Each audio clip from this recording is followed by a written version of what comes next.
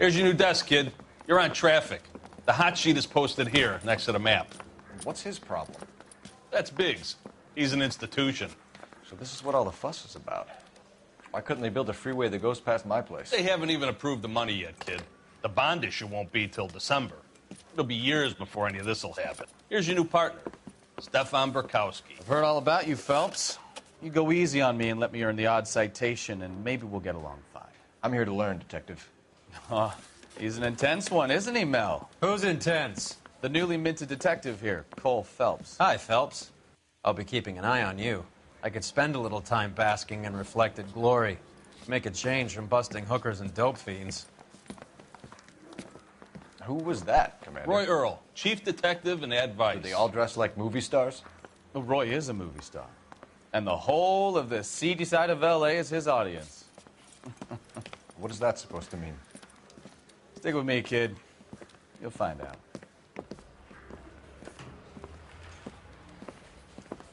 And now some housekeeping. Warm Central Division welcome for Detective Cole Phelps. Some of you guys may know Phelps. He's the cop who broke the jewelry store murder. Stand up and take a bow, Phelps. If it's all right with you, That's sir. an order, Phelps. Shh, quiet, everybody. Phelps is one of only 2 serving LAPD officers who received the Silver Star during the war. Really gave it those lousy Japanese, eh, Phelps? I did my best, Captain. Why you war heroes always so modest? I've partnered Phelps with everybody's favorite Pole, Stefan Burkowski. Hope you like work, kid. Bukowski sure as hell doesn't. Well, that's why we have partners, right? Okay, can it, guys? Stick with Burkowski. He's a good cop. He knows traffic inside and out. I'm going to start you out with 1 case. You do okay, I'll give you a couple more. You license plates. Now get down to the PE Freight Depot, 6th and Alameda. A patrolman called in a suspicious vehicle. Signs of foul play. See what you can find out. Come on, Phelps.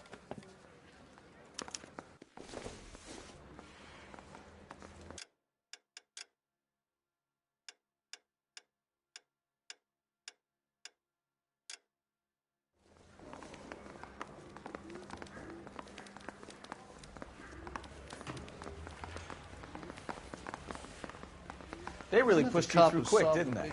6 years on patrol before I got this desk. You were here in 5 minutes. What do you want me to say? I didn't ask for any favors. This guy's got a screw. You know this place? Sure. Near the old gasworks and Signo Depot in the warehouse district. I'll direct. 11 till 49, did you receive 11 till 49?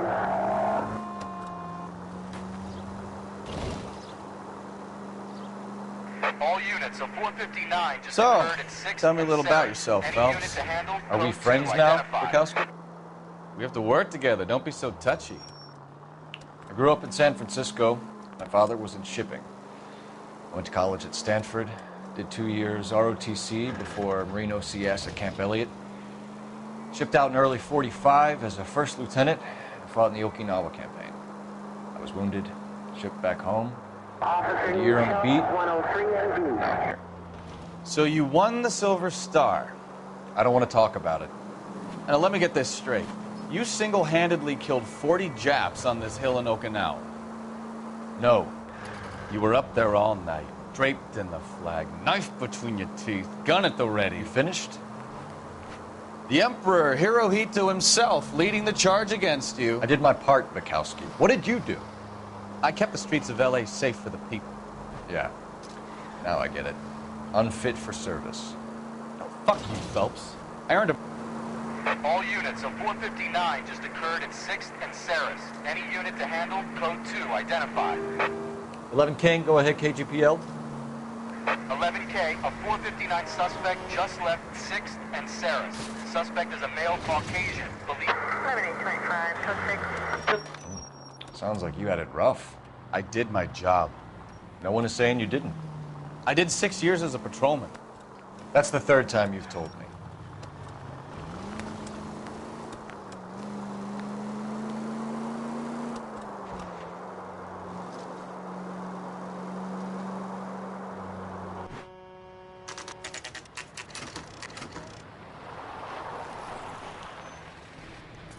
That you, Bukowski? Go on through. Parking lot straight ahead.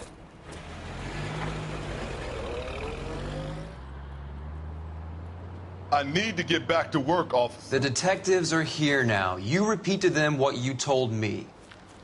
I did the right thing by calling this in. I'm just a working stiff. Just give them your story and you'll be all right.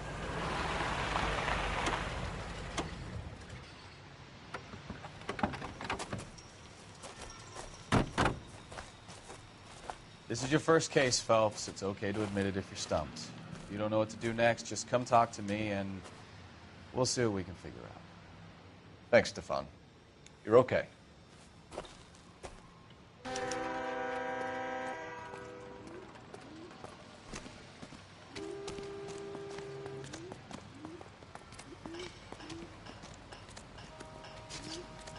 I'm Officer Hart. Phelps, traffic.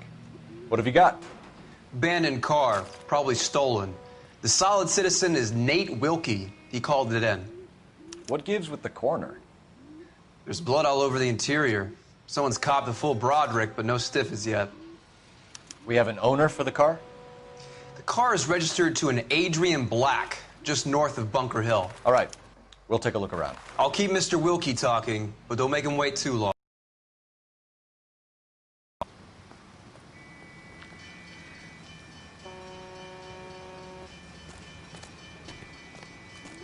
You gonna keep me here, sir? Doc? Detective, Phelps. What have we got?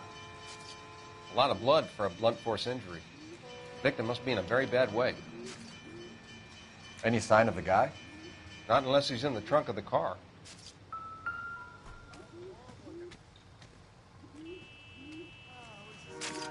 Victim looks to have lost a lot of blood.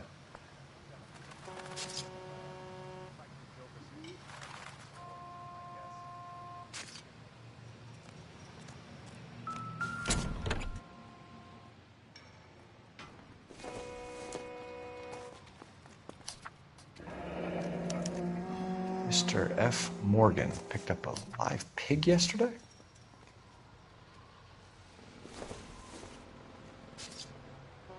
Seems irrelevant.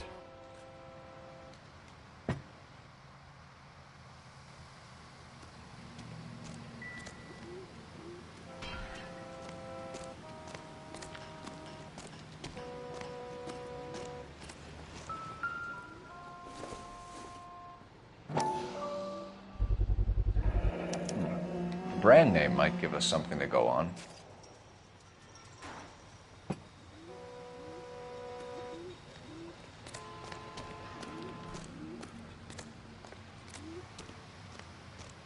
Get back here, Phelps. We're not done yet.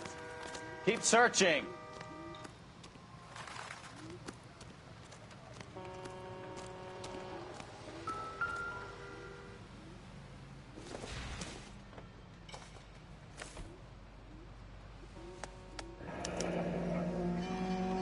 "32 years old, married.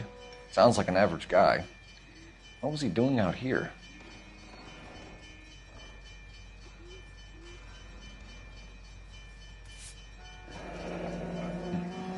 Happier times, I guess.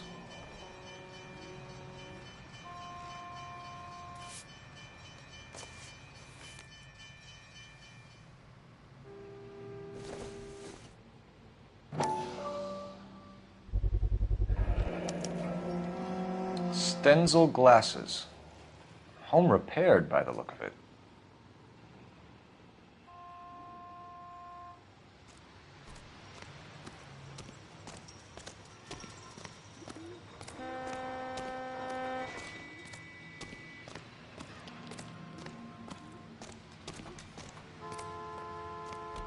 Sir, I'm Detective Phelps. Name's Nate Wilkie. You found the vehicle? Sure. Saw it just sitting there. Strange place to be parking your car. Figured I'd better take a look. And then I saw all the blood. So I called the police. Mind if I ask what you were doing out here? Well, I work for the railway. I was on my way out to the switch and reckoned I'd take a shortcut.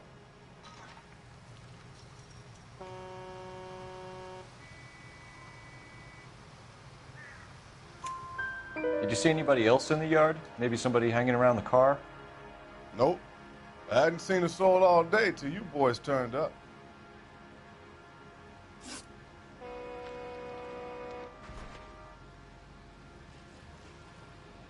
Do you know Adrian Black, Mr. Wilkie? No, sir. That ain't a name I'm familiar with.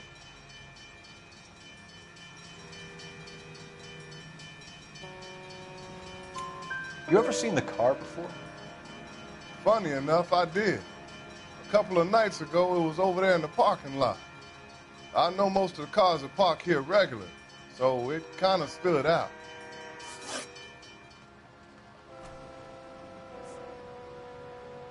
The wallet by the car. Was there anything in it when you arrived? You accusing me of something, mister?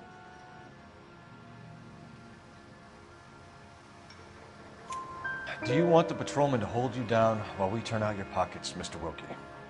Maybe I checked inside that wallet. Not that I was going to steal anything. Maybe I took a look. But there weren't no money in there. Not even change. We found a steel pipe with blood on it near the car. Do you know anything about it, Mr. Wilkie? No, sir. I went straight for the law when I saw the car was full of blood. When you saw the blood, was it wet, bright red, or darker like it is now? Darker, I'd say. Looked dry already.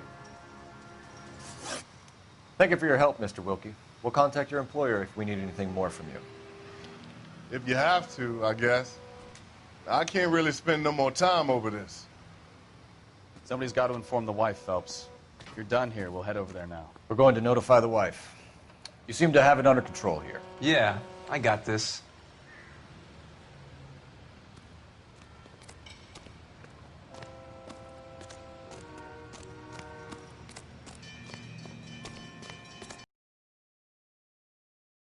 You know the way. You can drive.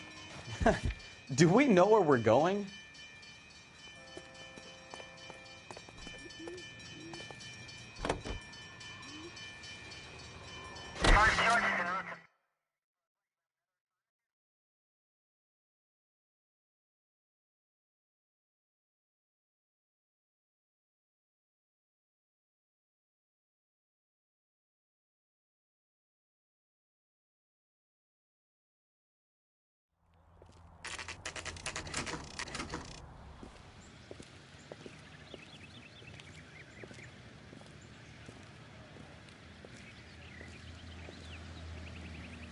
Let's go introduce ourselves. You talk to her, Phelps. I'm no good at this shoulder to cry on stuff.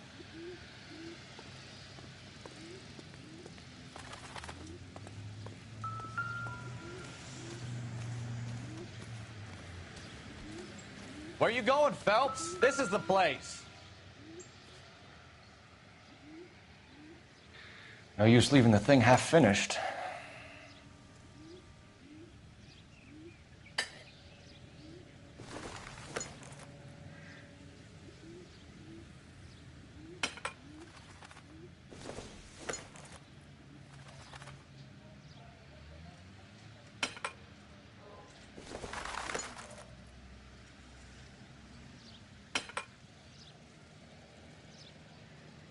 So the pipe missing from Mr. Black's heater is the same one that killed him. Huh. Seems like the assailant is a little closer to home.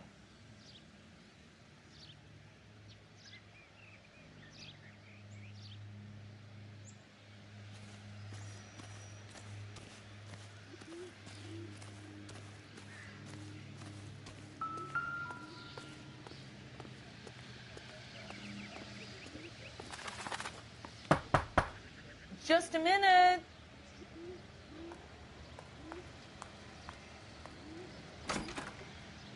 LAPD, Mrs. Black. May we come in? We have some bad news, and we'd rather discuss this in private. I'm Margaret Black. We can discuss this in the living room. Please come in.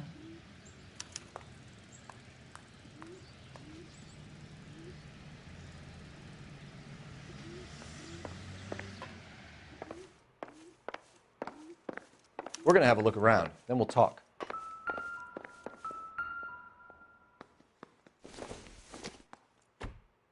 This must be Adrian's.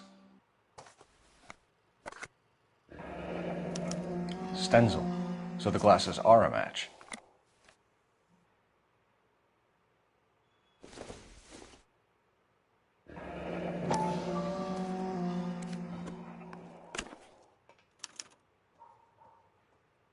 To my Adrian.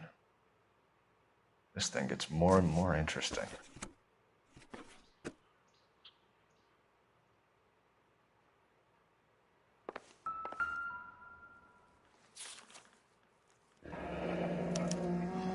A used ticket to Seattle and a suitcase gone missing.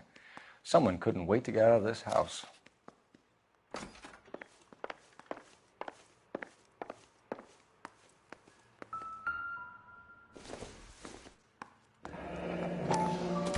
Kavanaugh's. So who brought this home?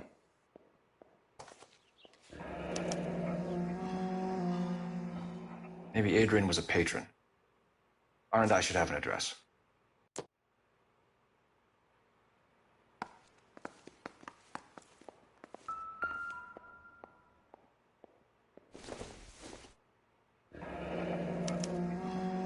This was only recently installed, not 2 days ago.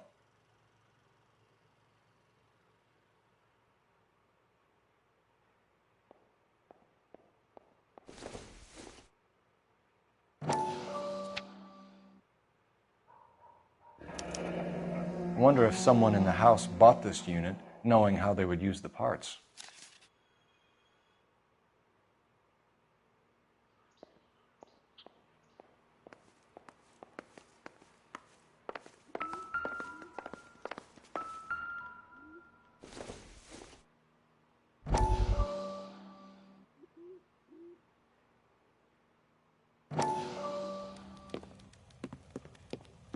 Lie down, make yourself comfortable. So, you're a friend of Courtney's? Yes, Doctor. He seems very concerned about you. I have these visions, these blinding visions. I can't get them out of my head. My skull, it feels like it's in a vice. I want to give you something to calm your nerves.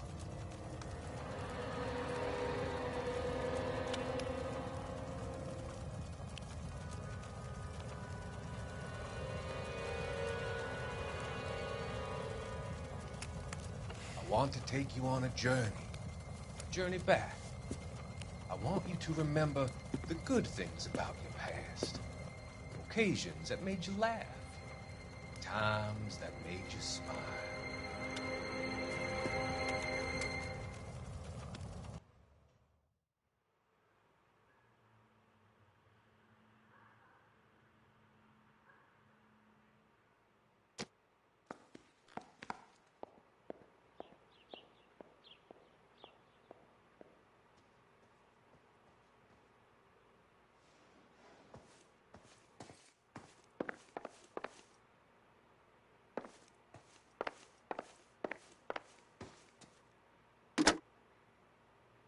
Operator, message for KGPL.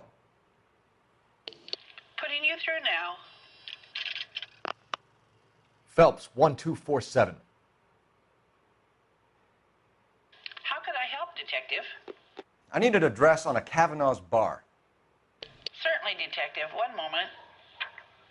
Kavanaugh's Bar, corner of Aliso and Hewitt, south side of Union Station.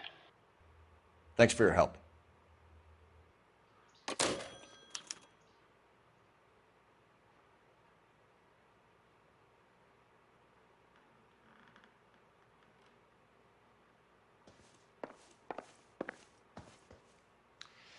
Your husband drives a blue Lincoln, Mrs. Black? That's correct. The car has been found abandoned, and I'm afraid there are signs of foul play. I knew something was wrong when he didn't come home. We believe your husband may be injured. We found a pipe on the scene with blood. My poor Adrian! Do you think you could answer some questions now, Mrs. Black? Of course. However I can help.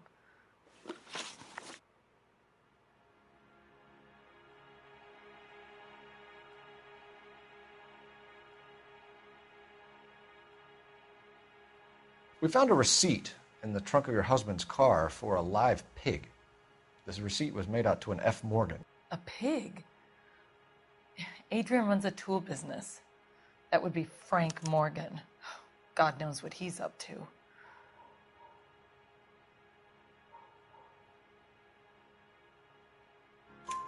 What makes you say that about Morgan, ma'am? He's the foreman at my husband's plant. A very shady character. I've told Adrian he needs to keep his distance from the staff. They're always out drinking together.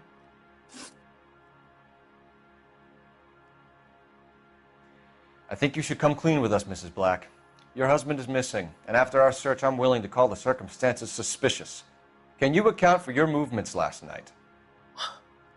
You're not accusing me, are you?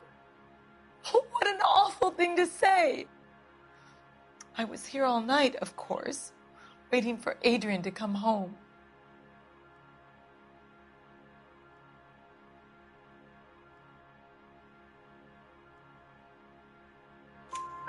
Is there anyone who can vouch for that? Well, no. I was here alone. I cooked Adrian's dinner and waited, but he never came home.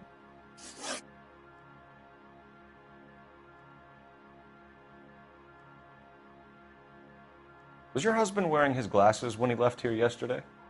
Yes, he just bought a new pair. Go on. I kept telling him to throw those old ones away. He tried to repair them with tape. They looked terrible. Did your husband tell you where he was going last night?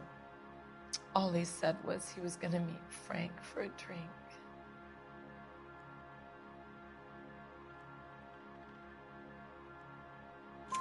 So nothing out of the usual then? Well, he came home early from work. He never comes home early. And he went out early, too. He normally never leaves for the bar till about 7.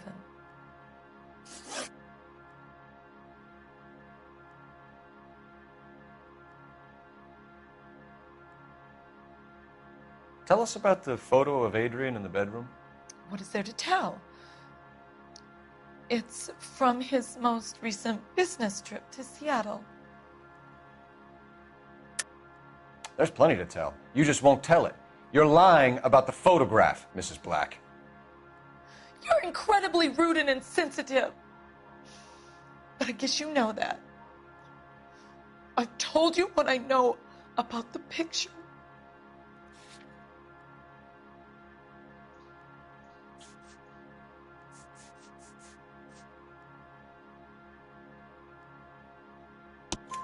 What about Nicole, Mrs. Black? Was your husband going to leave you for her? I've seen the photo frame. He thinks I'm stupid. But women sense these things. I don't know if he intended to leave me or if it was just a fling. God only knows. I only want to know that he's safe.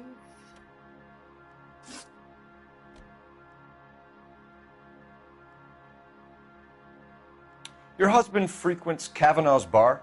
How did you know that? Adrian practically lives there after work.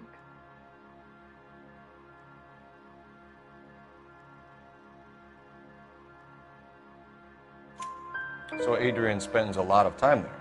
Up until recently, he's been away in Seattle a lot on business. We'll keep you informed, Mrs. Black. Please do, Detective.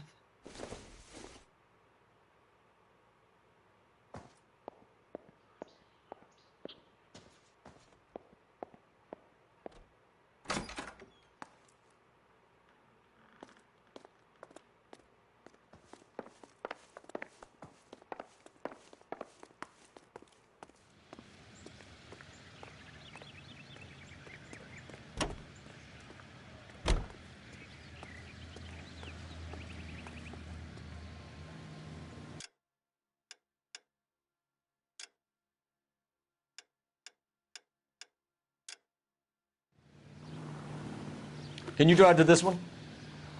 So where you want to go?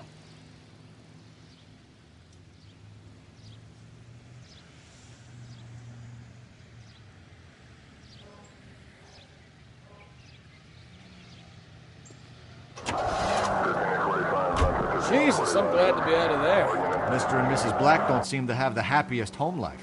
He's too scared to divorce her, and she's too much of a shrinking violet to throw him out. If this hadn't happened, they could have stayed miserable together forever. You think she could have killed him? She sure as hell doesn't seem the type, but stranger things have happened.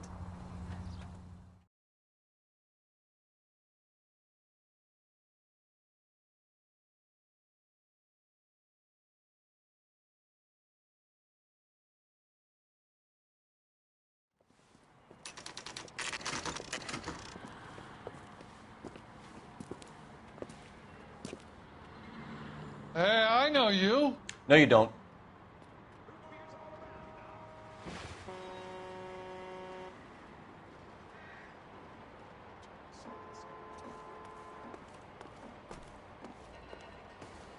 You looking for someone? That cherry pie was You know Frank Morgan? Sure. Frank's your regular. He's a loner in the back. This is a tasty burger. He's dull as dishwater, but I'm not with him. For Frank Morgan? Who's asking? Cole Phelps, LAPD. I understand you're a friend of Adrian Black. Yeah, I know him. Are you aware that he's missing? No, I hadn't heard that. Tough break.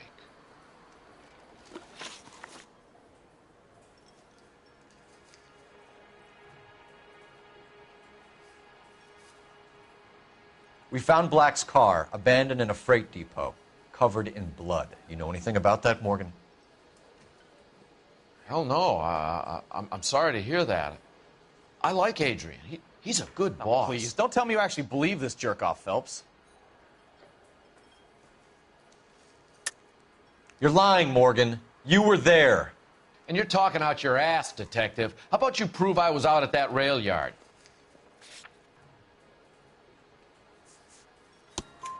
You were there, Morgan. We found a receipt in the trunk of the car. It has your name on it. We can call the slaughter yard and nail you on it. All right already. That fool Adrian's fallen for some dame in Seattle. He wanted me to make it look like he'd been attacked. Where exactly is Black holed up? No idea. I think he took off for Seattle.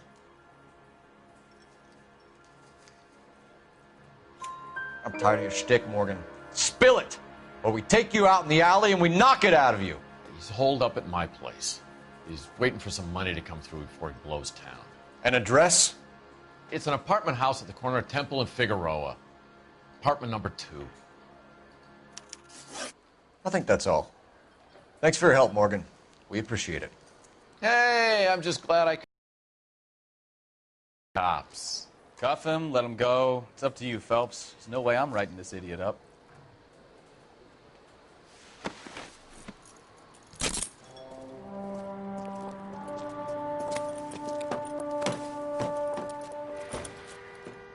You got Morgan's address?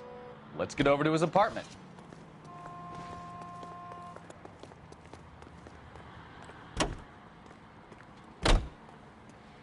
You drive. I need to go over the case notes. All right. Where to? KGPL calling car 11K. 11K, come in. 11K, go ahead. Message from Technical Services. Blood found in the abandoned Lincoln at the PE Freight Depot is not human. Repeat, not human. Compositional analysis reveals swine as the most likely match. Roger, KGPL. Time to reel this guy in, Phelps.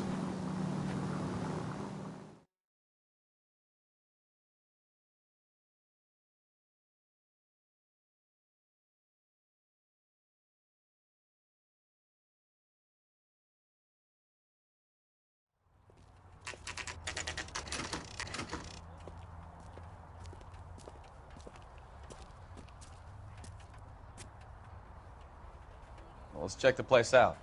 Come on.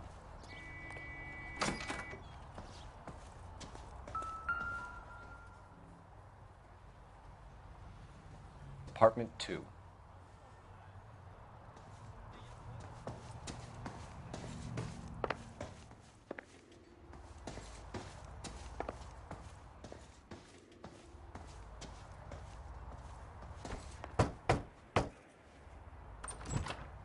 Help you, gentlemen? LAPD detectives, Mr. Black. You're under arrest. Look, I'm really sorry about this. I never tried to hurt anyone. I just needed to get away from L.A. I won't put up a struggle. Just let me get my things. I knew it! Phelps, go after him. I'll try and head him off in the car. Remember, the gun is the last resort. There's no point running, Adrian.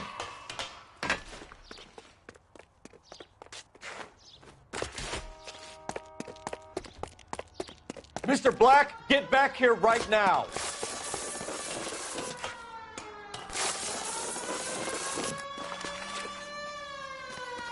Stop right it's there, over, Adrian.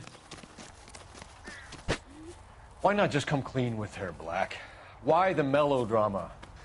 I thought it would be easier. No, it just got a whole lot harder. Adrian Black, you're under arrest for conspiracy and fraud. We'll see what the DA has to say about wasting police resources on a wild goose chase like this. You're gonna lose your wife, lose your job, and probably end up in the big house. I hope she was worth it, Adrian.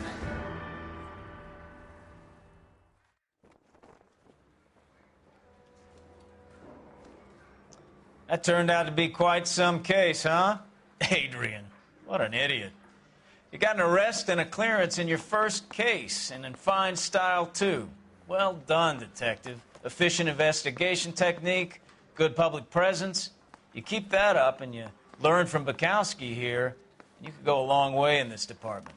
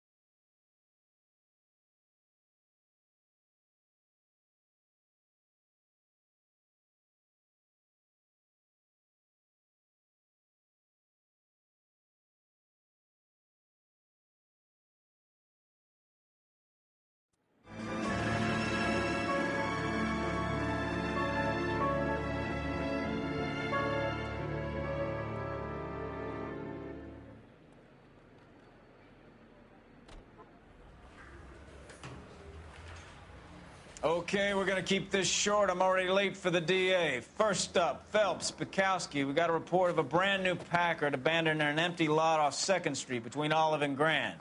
DR is one Oswald Jacobs says the vehicle was dumped in his backyard. There's a patrolman on site. Get down there and see what you can turn up. Any questions? Good, get going. Better go earn our pathetic wages.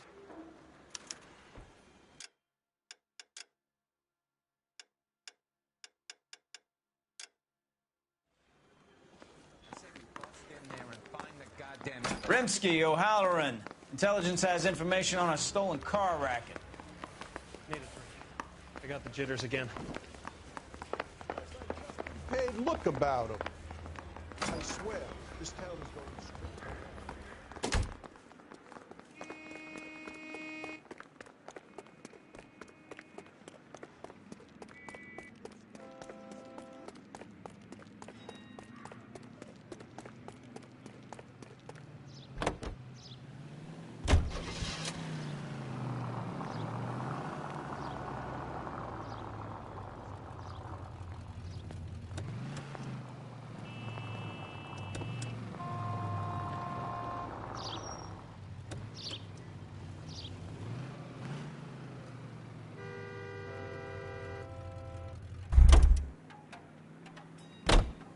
An abandoned vehicle.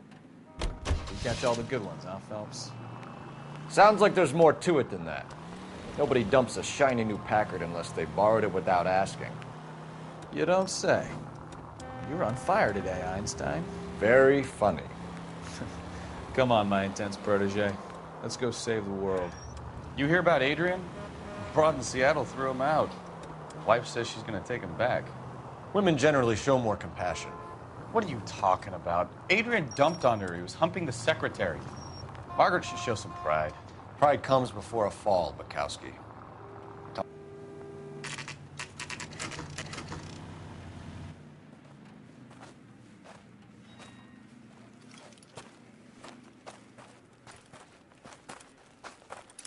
Phelps, traffic. I'm Officer Houlihan. Car's down the alleyway, detectives.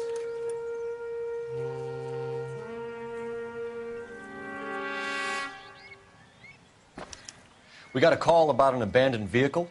Yes, sir. The car has flags. Might be some kind of diplomatic vehicle. Has anyone touched this vehicle since you arrived? No. And that Jacobs bird over there was on station before I got here. We'll talk with him in a moment. Give us some time to look the place over. Sure, take your time. He's a sore-headed old son of a bitch anyway.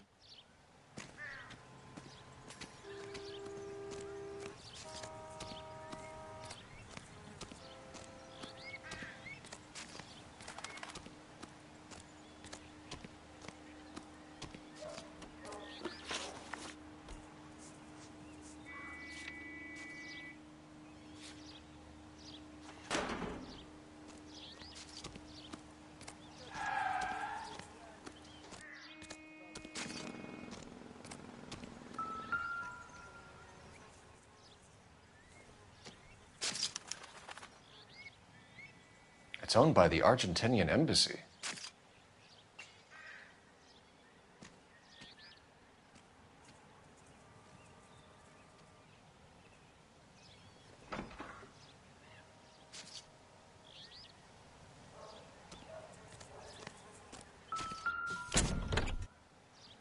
Empty.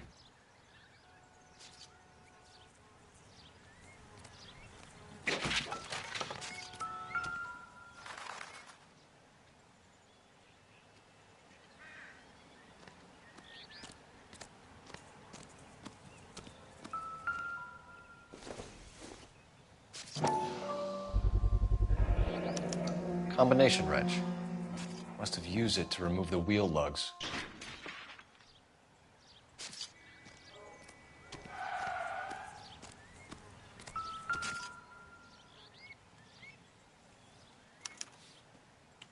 Stealing the wheels is for amateurs. Car ring would have stripped it in a warehouse.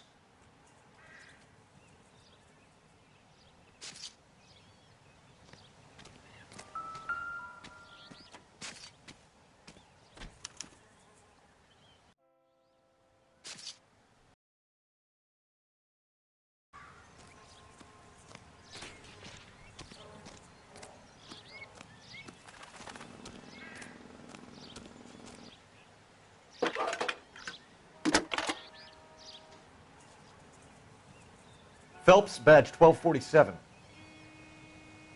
How can I help, Detective? Could you run the name Dewey Brothers? Possibly a dealership or car mechanic's workshop. One moment. Dewey Brothers Packard Dealership, 629 Figueroa Street. Got it. Thanks.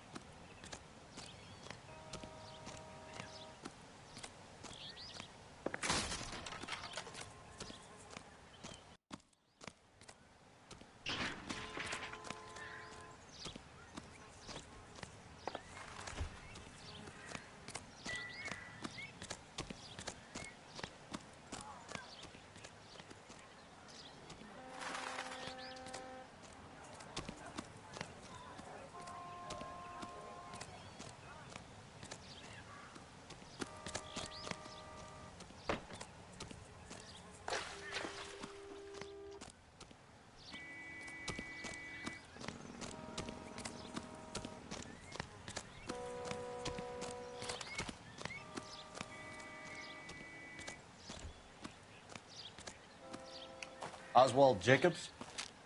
That's right. What exactly happened here, Mr. Jacobs? Last night, I was looking out of my window. I like to keep an eye on what's going on. I can understand that. You see this empty lot? Damn kids play stickball here. Always breaking my windows. Always asking for their ball back. Can we get back to the car, Mr. Jacobs? Don't be impatient, Sonny. Anyways, last night I see this brand spanking new Packard up on bricks.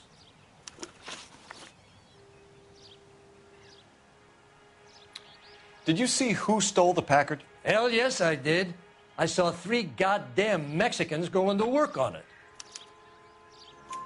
Can you tell us what they were doing? Using the headlights of an old Ford so they could strip the thing. I yelled out to them, "I'll call the cops." So they loaded up their car and drove off, tooting and hollering and yelling obscenities at me in Mexican. You speak Spanish, sir? No, I do not. After the Mexicans left, you didn't go anywhere near the car? After I scared them off? No, I didn't go anywhere near that car.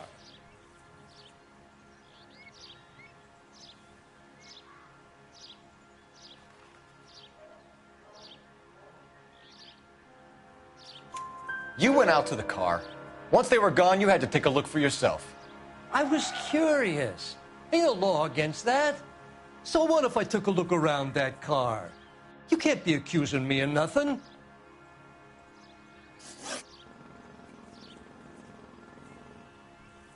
Tell me about the car they were driving.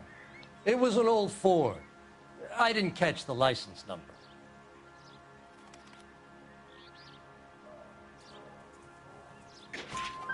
You look like the kind of guy who notices details.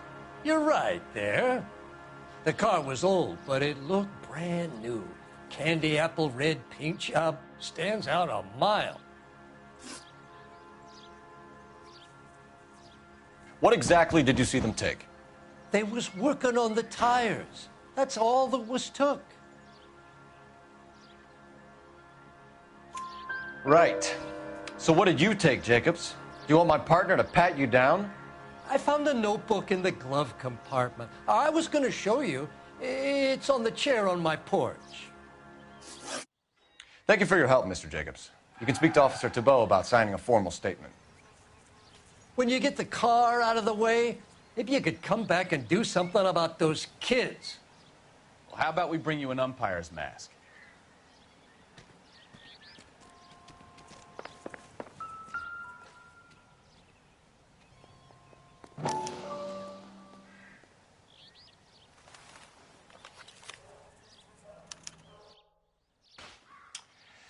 Okay, so we have the owner of the vehicle, a degenerate. I'll run John Madsen by R&I.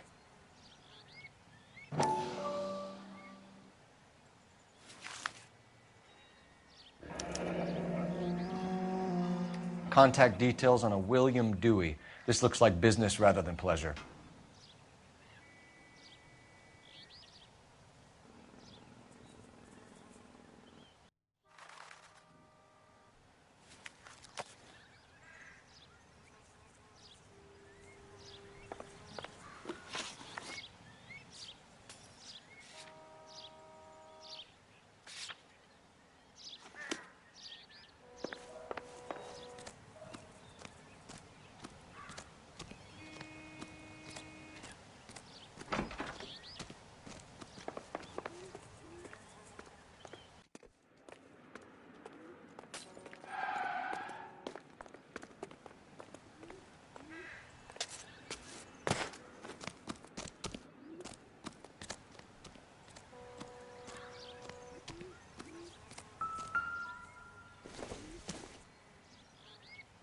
Not much help.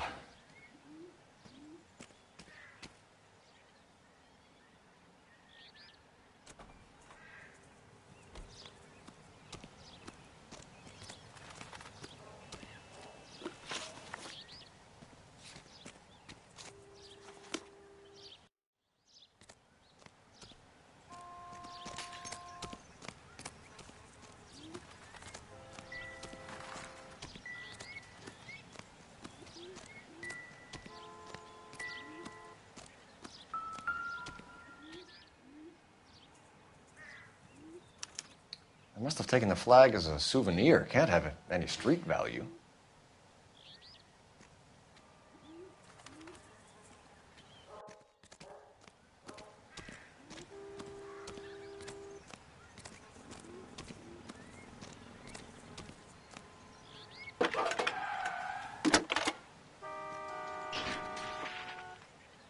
Phelps, 1247. How could I help, Detective? Can you put me through to Michigan 2458, please? Connecting you now. Hello, can I help you? LAPD, ma'am. Can I speak to John Madsen, please? He's at school, officer. What's this about? Is he in trouble? How old is your boy, ma'am? Just turned 16. Wrong person, Mrs. Madsen. Sorry to disturb you. Messages, please. There's just one message for you, Detective. A four-door Packard, diplomatic license number Paul Robert 706, was reported missing this morning by Juan Francisco Valdez. Could you have him brought in? He's already here at Central, Detective. He's demanding an audience, as he calls it. Thanks. Can you get a message to Captain Leary? Tell him we'll be in as soon as we can. Thank you.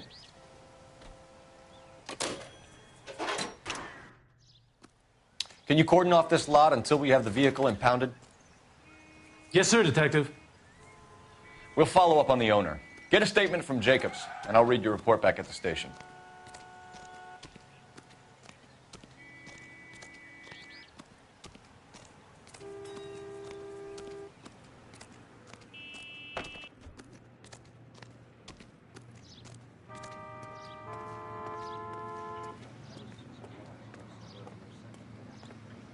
We can visit the Packard dealership or head back to Central and interview this Valdez character.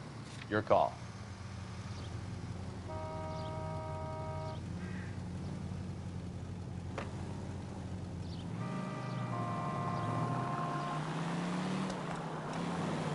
This has got to be the 50th abandoned vehicle call we have caught this year. One more, and I'm going to go crazy. Not your favorite cases? You kidding me? This is barely even police work. Of all the bad guys in this city, we get lumped with the ones who can't even be bothered to keep what they steal.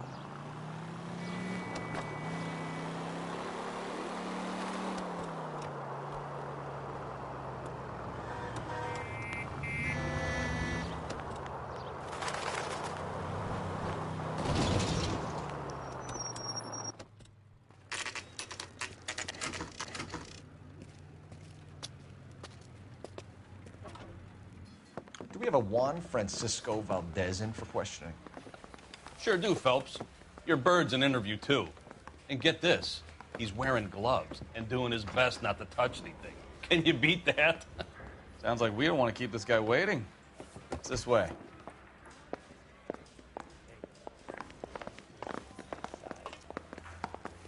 That's the guy from the paper. About time. Are you the senior officer I requested? I'm Detective Phelps, and this is Detective Bukowski. Have you any idea how long I've been waiting to speak with you? I am needed back at the consulate, and you keep me here like a common criminal. All right, friend. Let's take a deep breath and start all over again. Mr. Valdez. Consul General. I insist on my full title.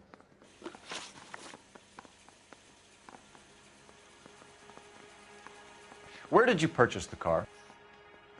My secretary and driver arranged the purchase. A disreputable place, Dewey Brothers by name. As soon as I can have it arranged, I will have my Hispano Suiza brought up from Buenos Aires.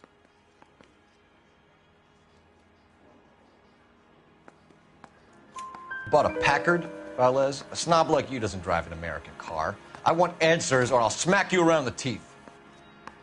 William Dewey offered me a substantial bribe to make a purchase at his establishment. It is not unusual to make this kind of transaction in the civil service. Tell that to the Argentine taxpayers. Consul General, we have located your car. Can you tell us how it was stolen? It must have been stolen from the consular garage. Terribly inconvenient, of course. soundly flogged. Unfortunately, we don't do that here, Your Worship.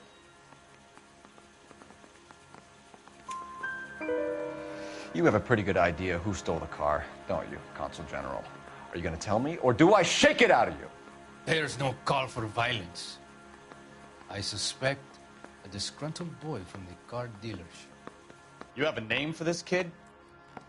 Gabriel, like the archangel. I have no surname. So tell us about this kid, Gabriel. You had a run-in with him? Mecánico. A presumptuous young man who did not know his place. He presumed to ask me questions. We do a lot of presuming here in the United States, Consul General. It comes with the turf. You fuck young boys, Valdez. Are you a madman? This will cause an international incident.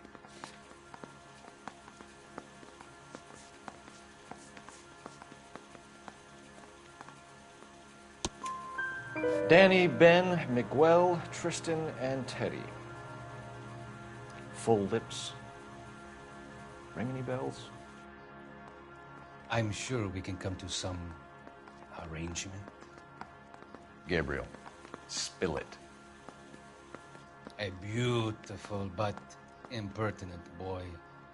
I mentioned rendezvous and the young man went quite insane. I thought he was going to kill me. I was prepared to pay. We'll be in touch, Consul General.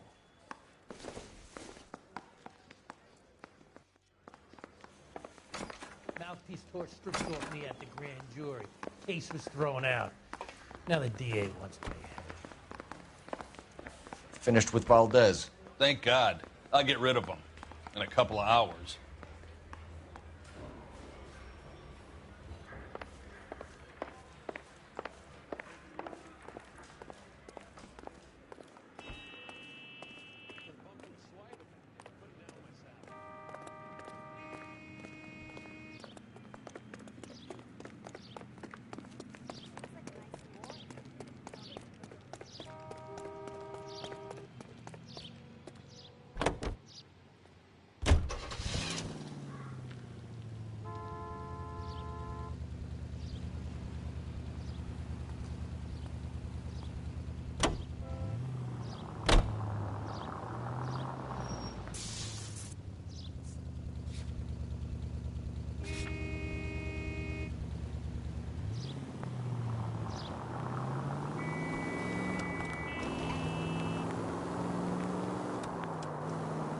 Mr. Valdez moves in some peculiar circles for an international bon vivant. Ah, English, please. See, this is why nobody invites you out for drinks. It's just very industrious of him to be so involved in matters of consular transportation.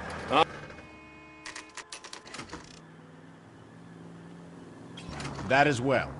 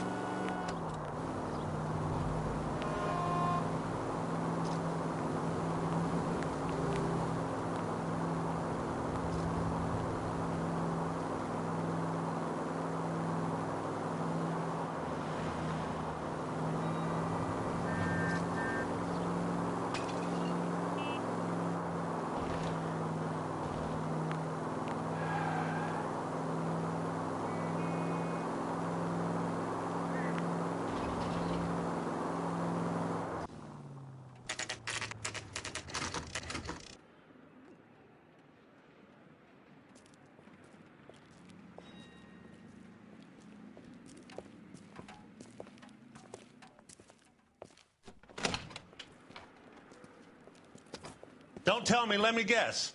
You were making your way past the lot, caught sight of the new model four-door, and couldn't help yourself. You could see yourself in that car and just had to take a closer look. Well, I can't say as I blame you. LAPD, Mac. We'd like to speak with the owner. That's me, William Dewey, proprietor, at your service.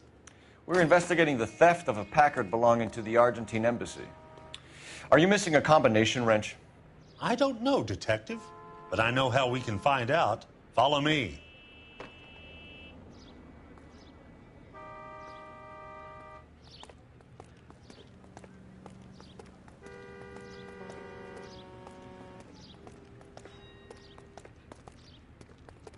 We keep all our tools in here. Mind if we look around? Be my guest. You sure you guys aren't interested in a new car? Huh? Maybe a used car. I have some nice used cars for guys in your wage bracket. Why don't you give us some alone time, Dewey? Go sell some cars or whatever it is that you do.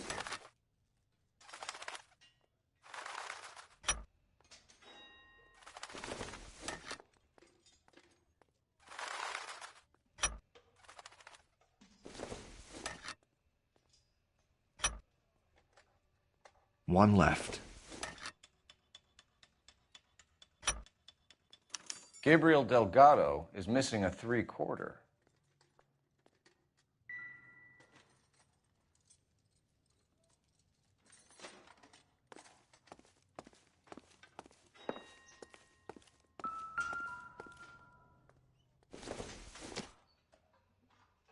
Probably nothing.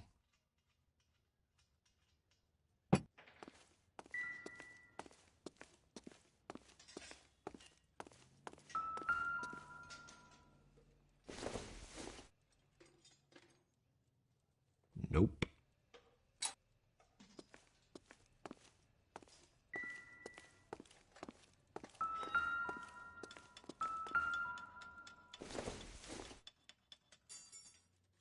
Optimistic, Cole.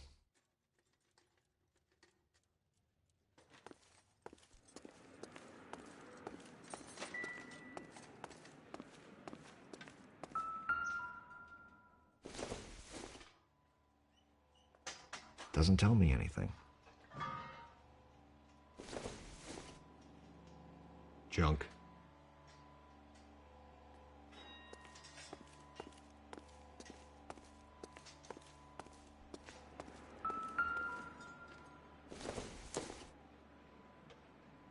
Nothing significant.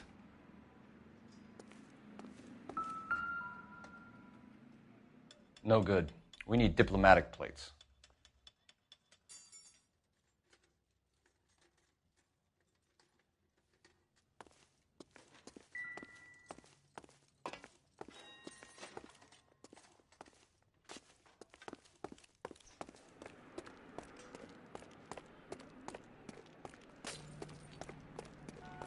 If you don't mind, we have a few questions. Packards are great cars, but this doesn't look like the kind of place favored by foreign embassies. How do you know Valdez? I don't know Valdez. The embassy bought the car. All I know is he must know a quality car when he sees one. And I know a shyster when I see one. You and Valdez are in this together. Me and Valdez? I hardly know him. Valdez wouldn't wipe his shoes with me.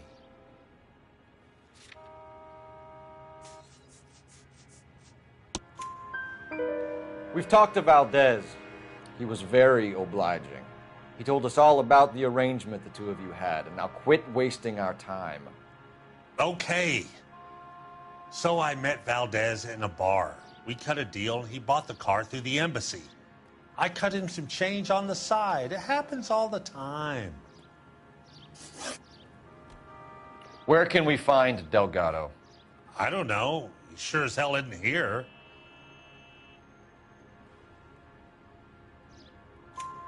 Address, Dewey, or my partner shoves her head in a car door. Okay, all right.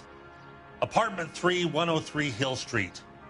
And tell him from me, if he ever shows his face around here again, I'm gonna kick his butt from here to Kingdom Come.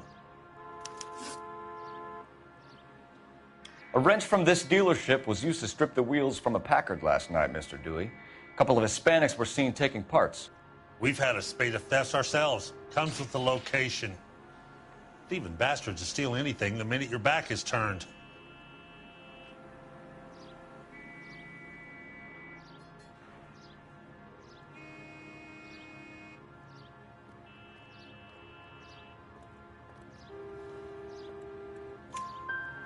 What are you hiding, Dewey? Spill it. You don't want the LAPD getting too interested in this place. So I hire a few illegals. It's cheaper than hiring returning GIs. They have less attitude. Downside is, they're a little light-fingered. Thank you for your help, Mr. Dewey. No problem. God damn that kid. I'm just an honest car salesman. Seems like you just don't know who you can trust these days. Going to movies, Dewey. You're missing your calling. Time to visit Gabriel Delgado. See how good his excuse is.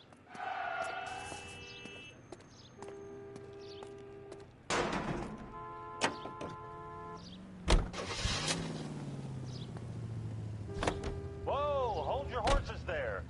Step into my office, son. We'll sign some papers. Then that baby's yours.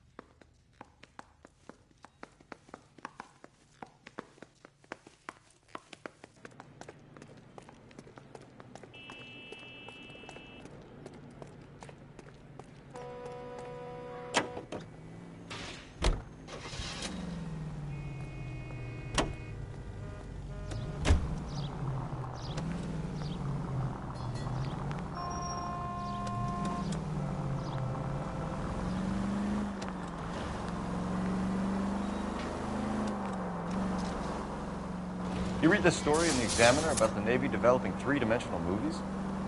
What's a dimension? You know, like a graph. Vertical axis is Y and horizontal is X. Well, that's clear as mud. Third dimension would be Z. So things would be popping out of the screen. That's ridiculous. Scare people out of the theater. God's name would want that. I don't know. People scoffed at the idea of talkies in color, and look what we have now.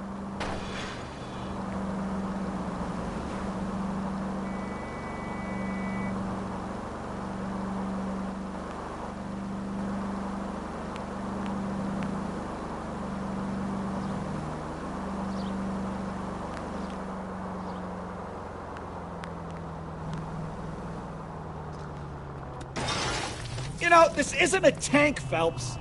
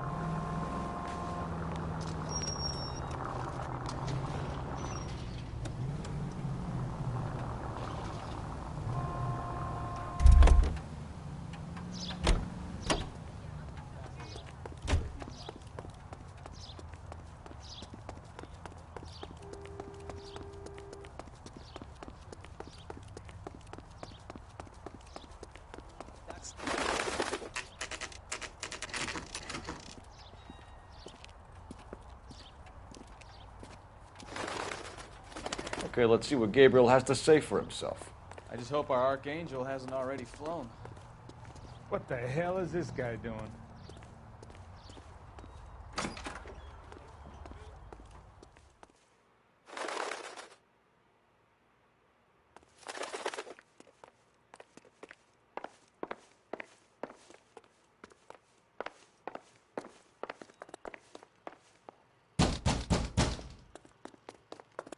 Hey, keep it down, would you? My little girl just got to sleep. Yeah. LAPD, ma'am. We're looking for Gabriel Delgado. Gabriel? We're from the police. Policia, you understand? Yes, I understand. Could you come inside? What is your name? Ana Rodriguez. Is Gabriel Delgado here, Ms. Rodriguez? No. What do you want with Gabriel? Is he in trouble? Stay where you are, Ms. Rodriguez. We need to take a look around. But he is not here. I have told you. Check out the surrounds. I'll stay with the broad.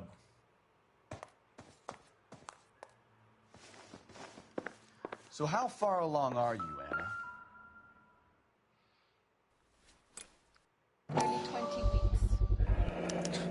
Souvenirs are a So dumb how's it gonna move. be when you go into labor and he's not around? You are wrong about Gabriel. Doesn't appear to be He will connected. be a good father. Already he works hard to provide for us. Unless you help us here, Anna, your little one won't be seeing Papa for a very long time.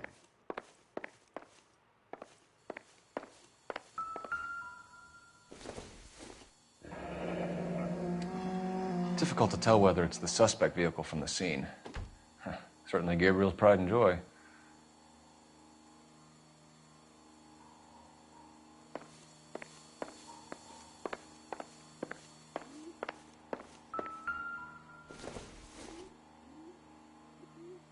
Circumstantial.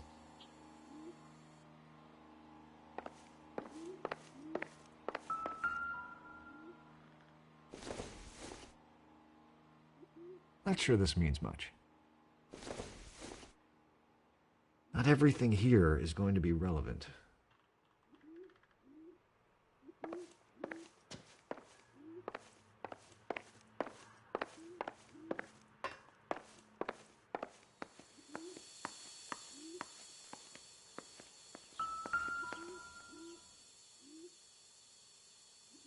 Serving breakfast for two, Anna? You should have cleared up.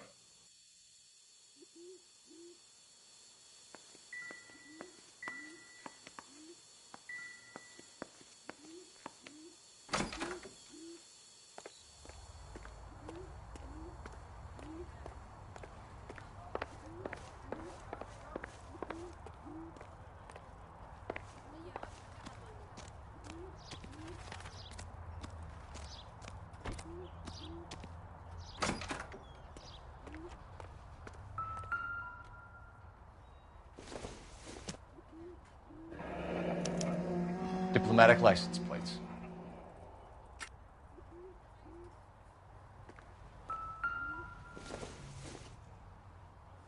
No good to me.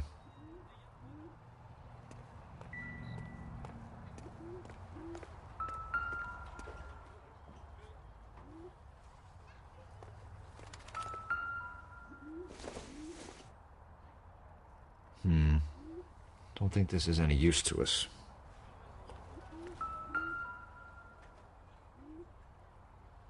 It looks like Valdez gets his wheel back.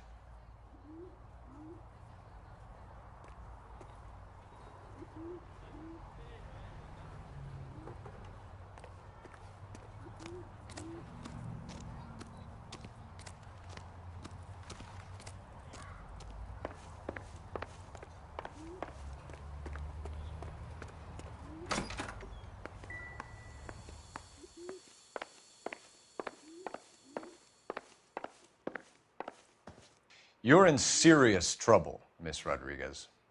But Gabriel is not here. I have done nothing wrong.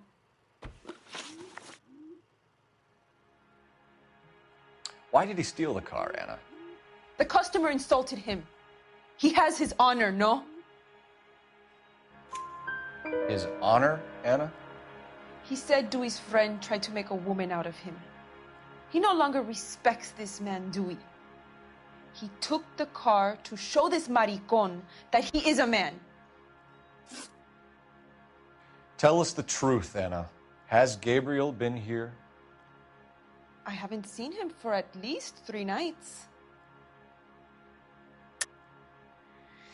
You keep lying to me, and I'll send you and your baby to jail. He lives here, but he hasn't come home. I swear it.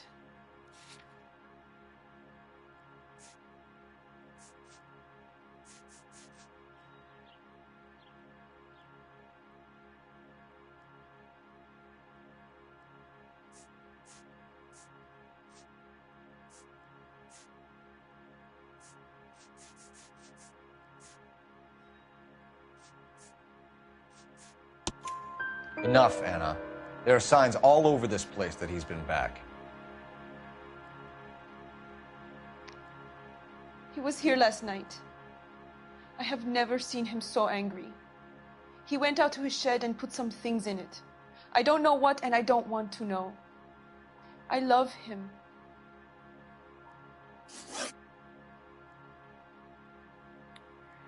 We found a license plate matching our stolen vehicle in the shed. Add in the assortment of parts, and we can make Gabriel for a dozen other thefts. It's time to get serious, Anna. You must ask these questions of Gabriel. I know nothing of these car parts. Then tell us where he is. If your baby is born in prison, Anna, the corrections officers will take it from you. You will see your son or daughter through a metal grate for half an hour a week. The start line is on 1st and Santa Fe. There is a spillway under the bridge that leads to the river. Many policia have wrecked trying to follow him. We will put in a good word for you, Anna.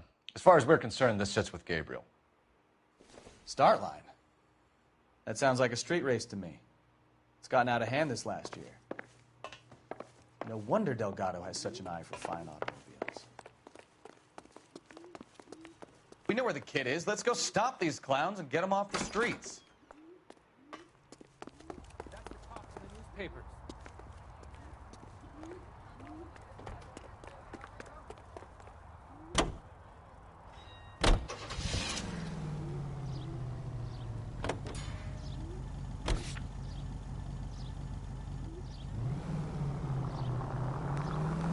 What kind of man leaves his pregnant girlfriend at home while he goes off to play cars? Pregnant girlfriends aren't always a barrel of laughs. Everyone needs to let off a little steam. Some guys wouldn't come back home at all. Are you talking from experience? Quick as we shut one of these races down, another one springs up somewhere else. Kids used to steal cars to sell them. Now they just want to wrap them around a lamppost. The next 16-year-old I have to peel off the sidewalk, you're calling the mother. Goddamn maniac!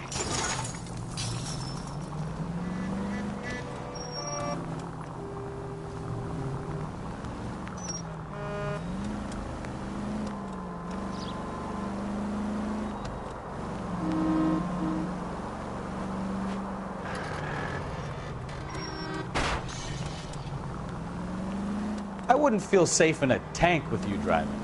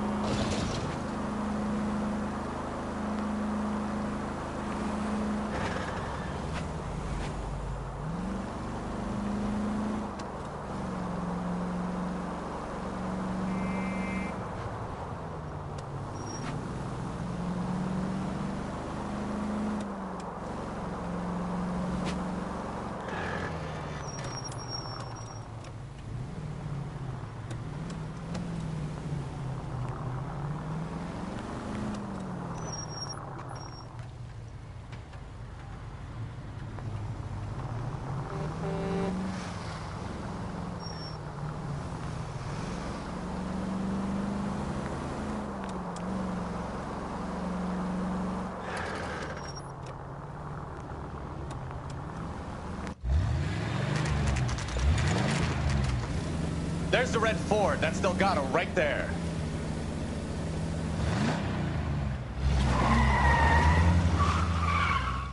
Quick! They're getting away!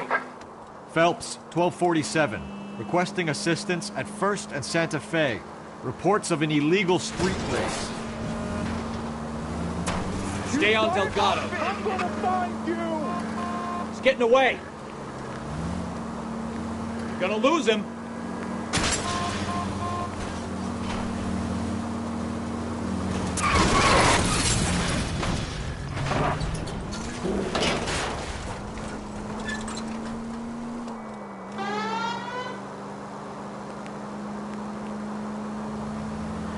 Delgado is our boy. Forget the others.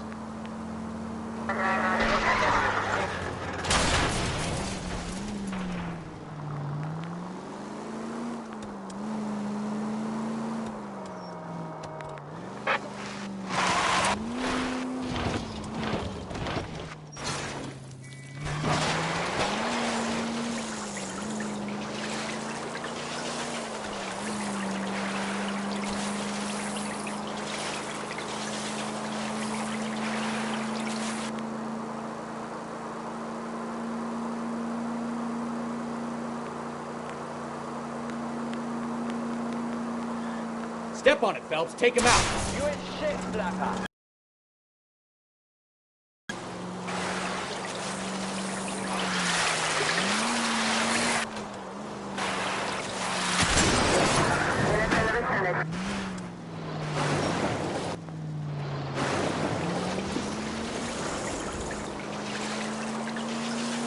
God damn it, Cole. Hold it steady.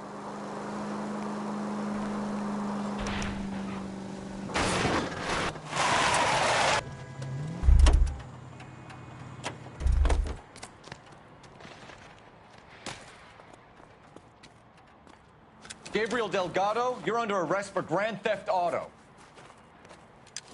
Fuck you, puto! You should speak to the maricon. Valdez, I shot him. Now who's a man?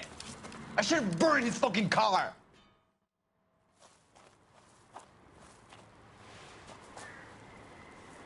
You got a foreign dignitary outed as a fruit and a kitty raper, a car dealer we're gonna let slide for the kickbacks, and a street punk car thief who sure as hell won't be taking liberties with other people's autos again anytime soon. That, Detective Phelps, is not a bad haul. You keep your chin low and your hands high, and you keep bringing me clearances just like that one. That's textbook policing, and we need more of it in this department.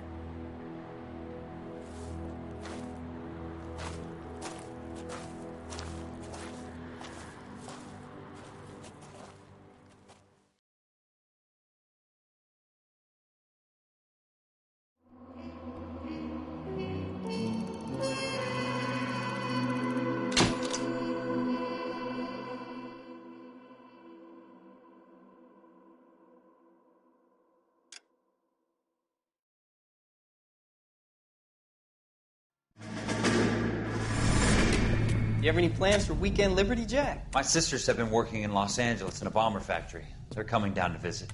I'm meeting them at the station at 6. Good for you, Jack. Are they cute? They're my sisters, Hank. Attention! Final inspection before Liberty.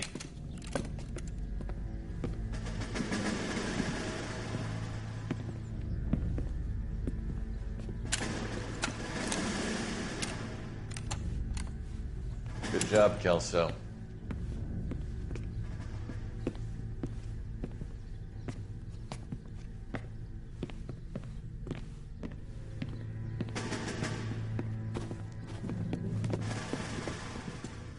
Are we going somewhere, gentlemen? Full inspection. It had better be exceptional if any of you want liberty this weekend.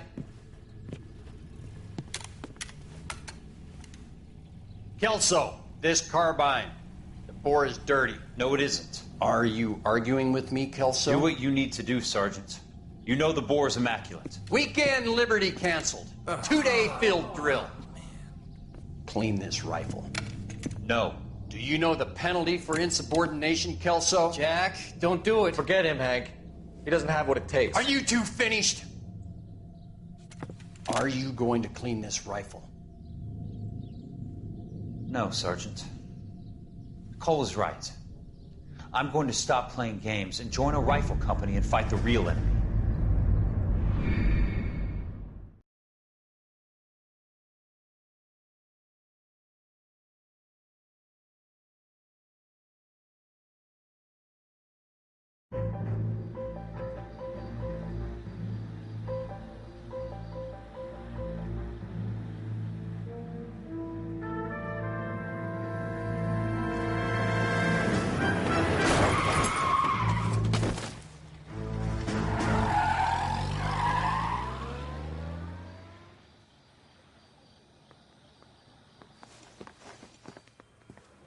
All right, gentlemen, I just got this handed to me. A hit-and-run felony at Ray's Cafe, 208 North Los Angeles. Got a patrolman on site. The coroner's on his way. Get down there, see if you can find any witnesses who can put a make on the car. Yeah, I'm thinking of moving up to a 45. I want to put him down to 1 round. I'm thinking of moving up to a 45. I want to stop him with 1 round.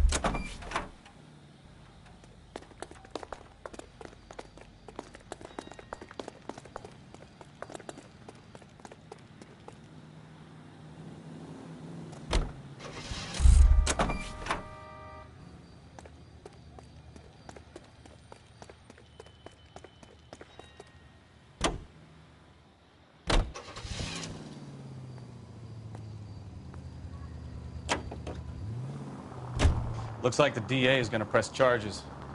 Anna Rodriguez might do time. I'll speak to the DA. She suffered enough. I don't know, Cole. She's an easy make, and the DA likes convictions. I'll convince him to let it go. How do you do that?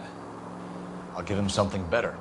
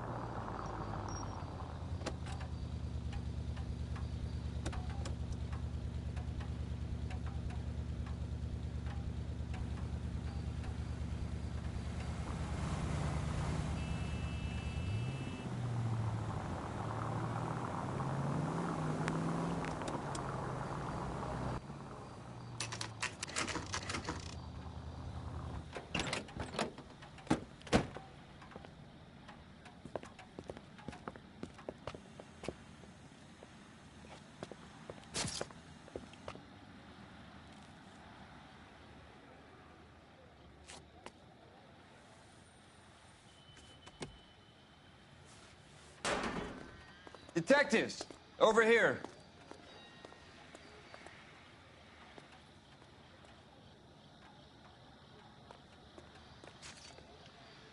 Cole Phelps, traffic. What have we got? Thick as a white male named Lester Patterson. Walked out of the bar and into the street. Car hit over there, and he ended up here. Dead on impact by the look of it. Have you canvassed the area? The only one with anything useful to contribute is the young lady over there. She lives above the bar. Name is Shannon Perry. No, it's not a stage name. 24 years old, she left Kansas to follow the Yellow Brick Road. Is that so? We'll take a formal statement later. Right now, we're going to take a look around.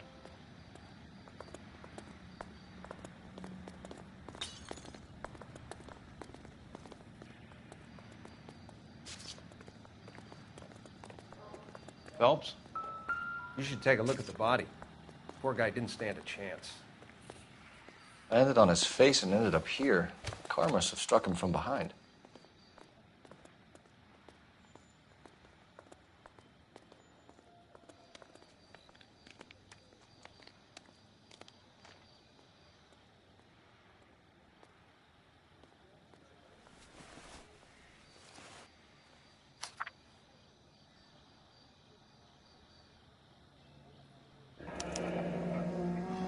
Patterson has life insurance.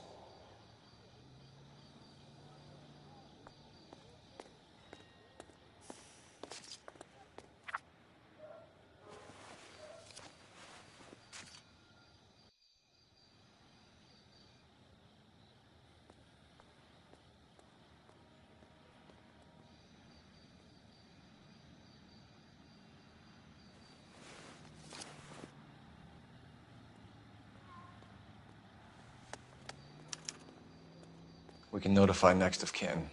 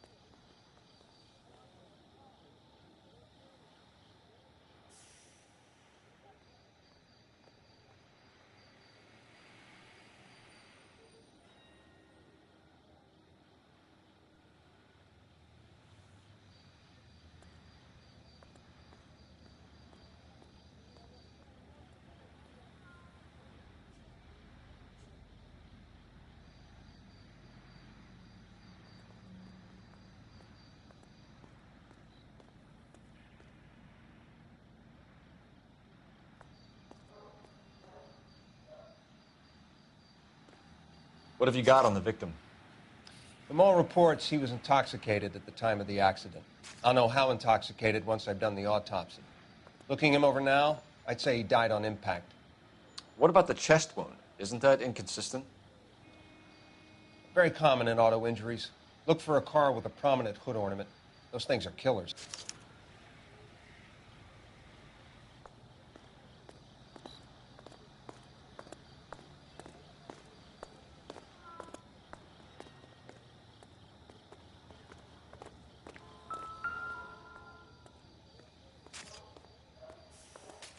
Body traveled a good 20 feet.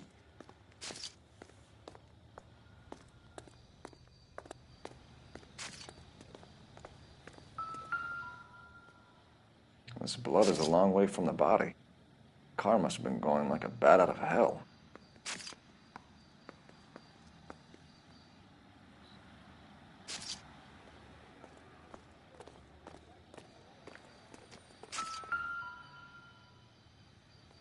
So the driver managed to brake before the impact.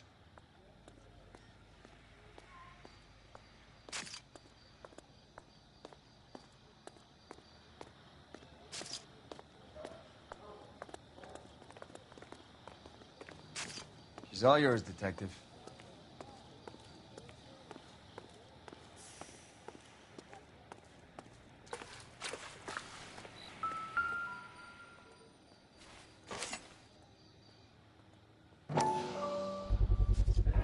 A knife covered in blood. Could be a steak knife. This is a hit-and-run case, Phelps. Anyone could have thrown away a kitchen knife. In any case, we'll want tech services to scrub the alleyway before they bag the knife.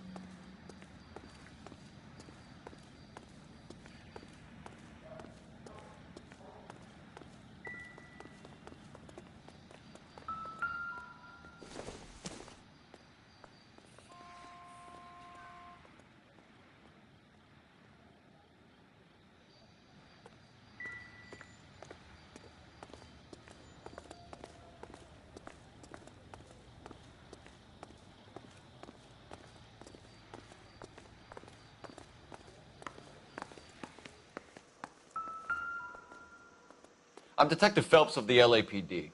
How can I help, Detective? Your name would be a good start. Dudley Lynch. Hired help. I run the place when the owner ain't around. Where is the owner? He stepped out. Somebody had to take Lorna, Mrs. Patterson, home. What can you tell me about the accident? Not a lot. It was busy in here, and all I heard was the impact. So what was he doing outside? It's against licensing regulations to drink on the sidewalk. Lester and Lorna were having a fight. The owner made him take it outside. It was pretty ugly. Do you know the victim? Yeah. Lester Patterson. He's a regular here, or he was. Not one of your favorite customers? Lester was special, but not my kind of special. Was Lester drinking alone? No. He came here with his wife. She didn't seem too interested in the booze, though.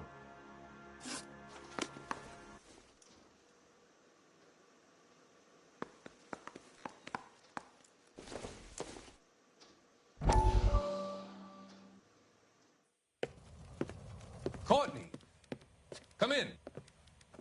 Have a seat. Thanks, Doctor. How are you finding working at the clinic? It's, fine. Can I be honest with you, Doctor? I would hope so, Courtney. I was hoping that the therapy would be more beneficial. Treatment can, unfortunately, be very long-term. So many of the patients here are addicts, Doctor. Many of them have been for years, Courtney. In the past, these people were condemned to sanatoriums. If we can reveal the root of the problem, then we have a chance to help them. And until then, they stay sedated? Do I detect a hint of reproach, Courtney? I was expecting more, Doctor. I'm sorry. I don't mean to criticize. Part of being a physician, Courtney, is learning to be patient. How is it possible to keep so many of them on their medications, Doctor?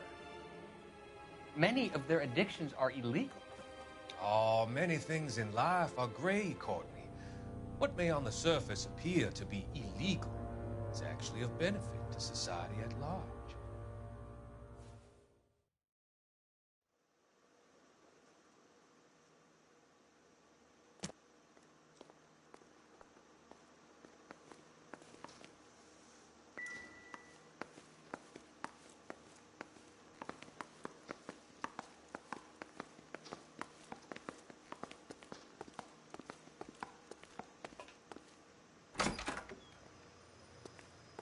So this is why everybody comes to Ray's.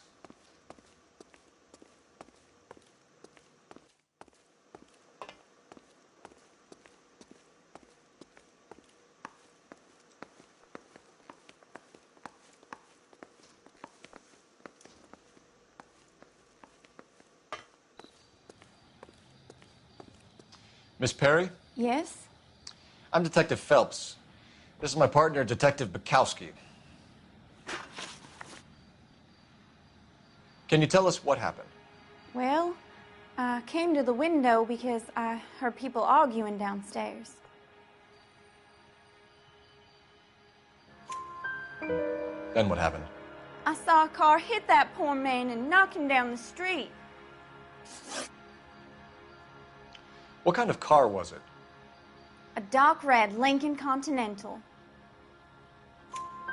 Did you see the license plate? Only the first 3 letters, I'm afraid. 3C8.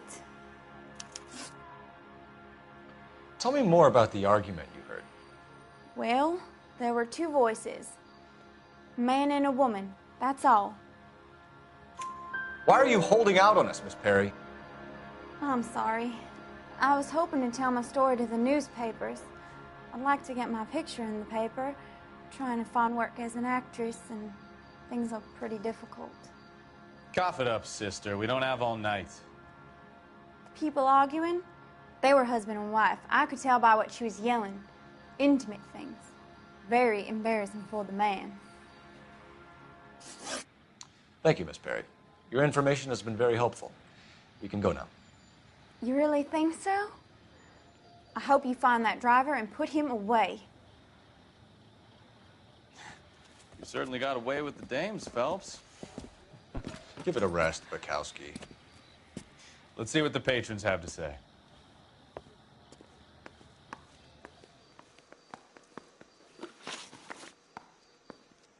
A witness overheard an argument. Lester and Lorna. There's nothing like airing your dirty laundry in public, is there? Why was Lorna Pattison in such a hurry to leave? What is going on here? Lorna was pretty upset, so Leroy took her home. Lorna and Leroy are close. They've been talking about opening a new bar. Leroy? Leroy Sabo, the owner. How long have Lorna and Leroy been talking about this new bar? Who knows? I just served the drinks. Bartenders hear all sorts of things. Are you going to tell me, or do we have to start playing rough? When Lester was drinking, he treated Lorna like dirt. He gambled away all their money. Lorna pitched Leroy about the bar. I don't know how interested he is. Is Leroy doing well? Hell no. The only thing keeping this place afloat are the poker games. Thanks for your help, Lynch. I'm going to need you to sign a statement with the patrolman. Sure, no problem. You get anything out of the regulars? They weren't giving too much away. They liked watching Lester and Lorna go a few rounds every other day. And Lester was a fan of the love tap.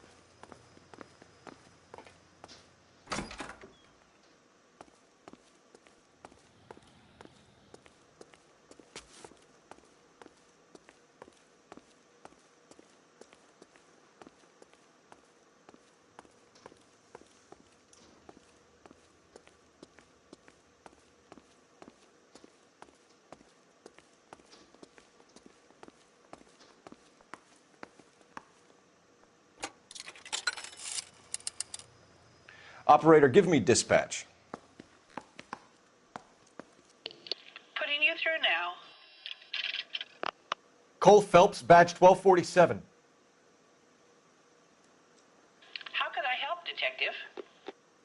I need to run a partial license plate, 3 Charles 8.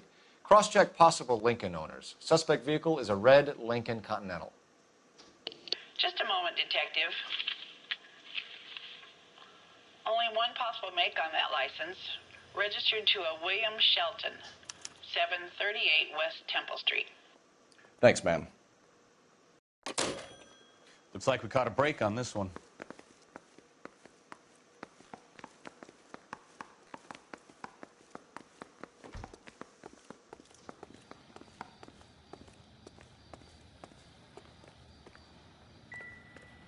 We'll check in with you.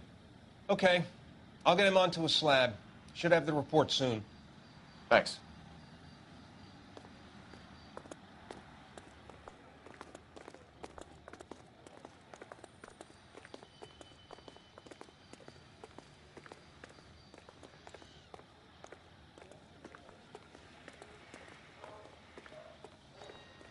You can drive.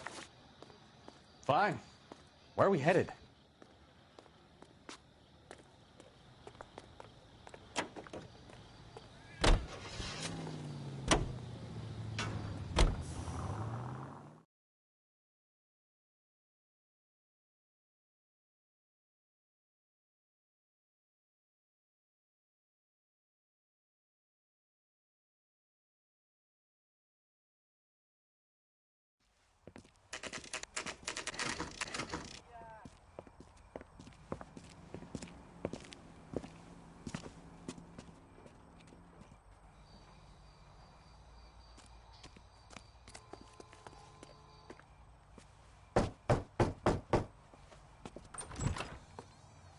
Yes?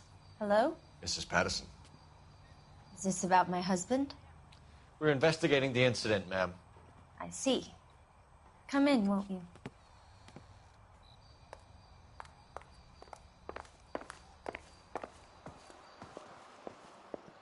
Can you tell me what happened? What's to tell? He got hit by a car and now he's dead. You don't appear to be too upset about the fact. Lester and I met on a furlough in '44. We got married that weekend. People don't understand it now, but that happened a lot back then. I see. So you probably did well to stick it out this long. What's that supposed to mean, mister? I think it's about time you left. I have someone here, I and beg your pardon? You're gonna have to run that one by us again, sister. It's okay, Lorna. I'm Leroy Sabo. Well, well. Nice to see you're comforting the grieving widow, Mr. Sabo. All right, wise guy. Do you have any intelligent questions you would like me to answer? You can confirm Mrs. Patterson's story. Lester lost at cards. He was kind of hard to control when he lost his temper.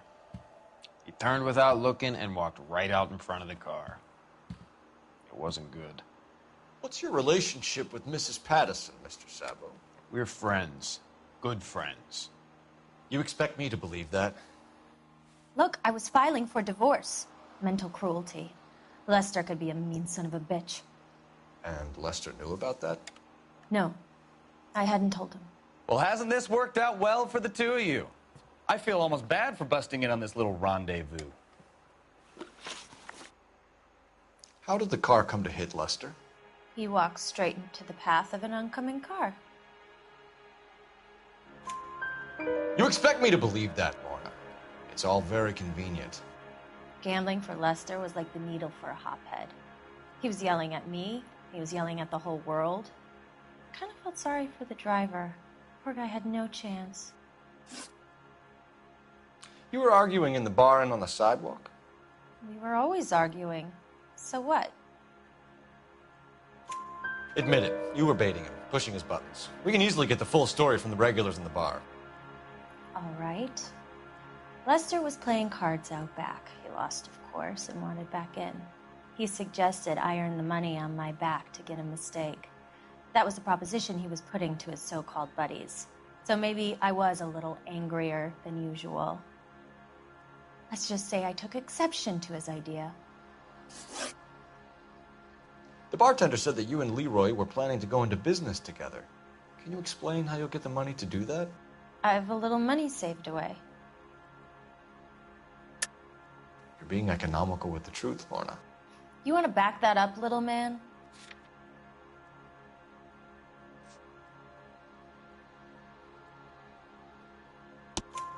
You increased the premium on Lester's life insurance. GI insurance policies have a $10,000 payout. It was Leroy's idea. Lester lived on the edge. He was always getting into fights, crap games, pinochle, you name it. Turns out it was good advice. It speaks to motive and premeditation, Lorna. You're forgetting the hit-and-run detective. You and Mr. Sabo have an interesting day. I'm sure we will, officer. Now, if you could both just leave, We're leaving, ma'am. Sorry for your loss. I can see what a tough time you're having with all this.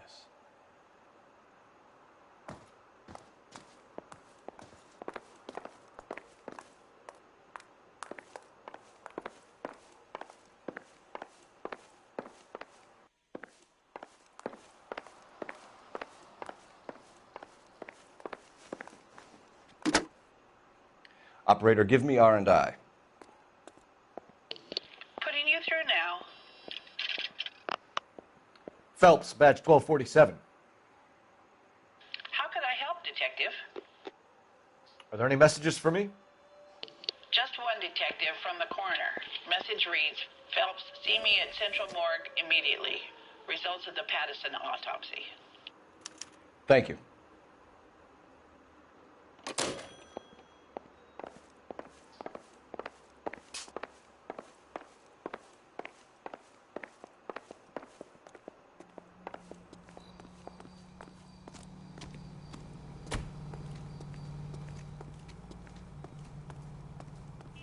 You're behind the wheel. And where exactly are we going?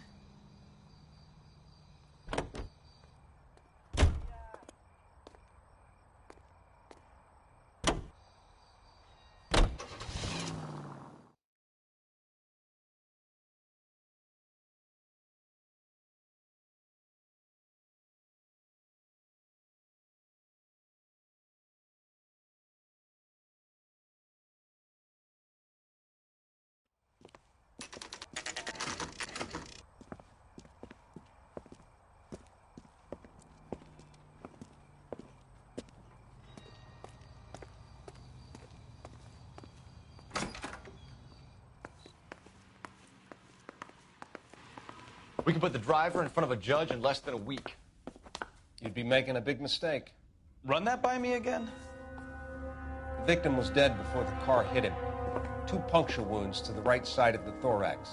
Second puncture reached his heart. You're kidding me. Been doing this job 23 years, son. No one's ever laughed at one of my jokes. He was stabbed to death? Long, sharp knife. Length of a bayonet. We found a knife in the alleyway. Where is it now? Was it bagged? By Patrolman Kaplan. Perfect. I'll get you a definite match. Jesus, we got him. Murder 1. We were right there and they tried to stare us down. Now they'll both get the gas chamber. We have the knife, we have the coroner's report, and I bet we could roll Sabo as a witness. Let's bring her in.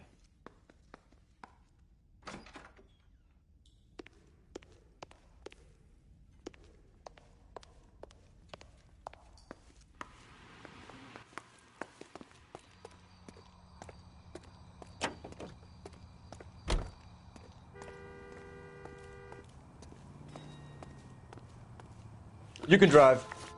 Where are we going?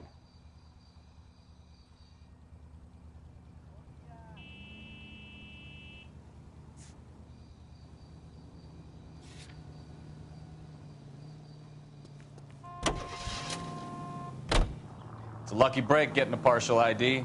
These cases are usually dead in the water after 24 hours if no one comes forward. Why don't they just stop? You heard about fight or flight during the war? Sure. Never back your enemy into a corner. That kind of stuff? Right. Well, in a hit and run, the perp is already in flight. It's easier to keep going. Takes a degree of moral courage to stop and accept responsibility. You're not as dumb as you make yourself out to be, are you, Stefan? I didn't know I was making myself out to be dumb.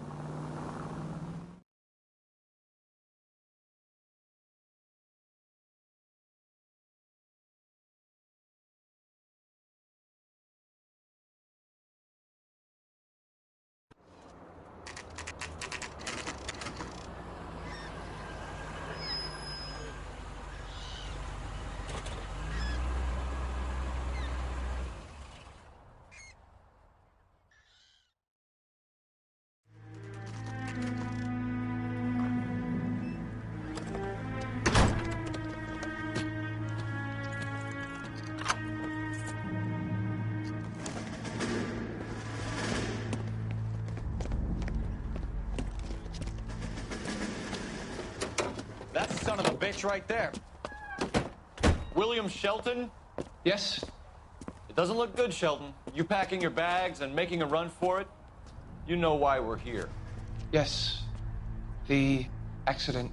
We've got witnesses who can put this car at the scene, not to mention the physical damage. This is open and shut, Sheldon.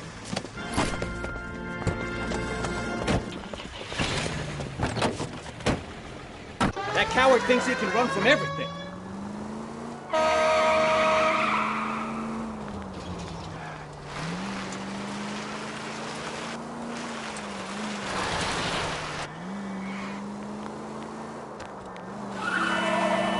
Lay into his wheel arches. Come on.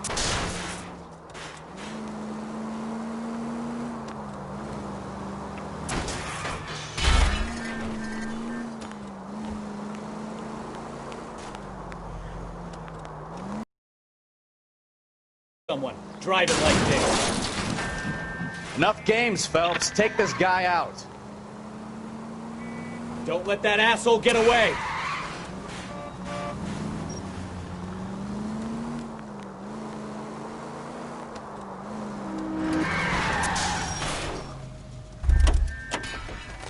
All right, I give up.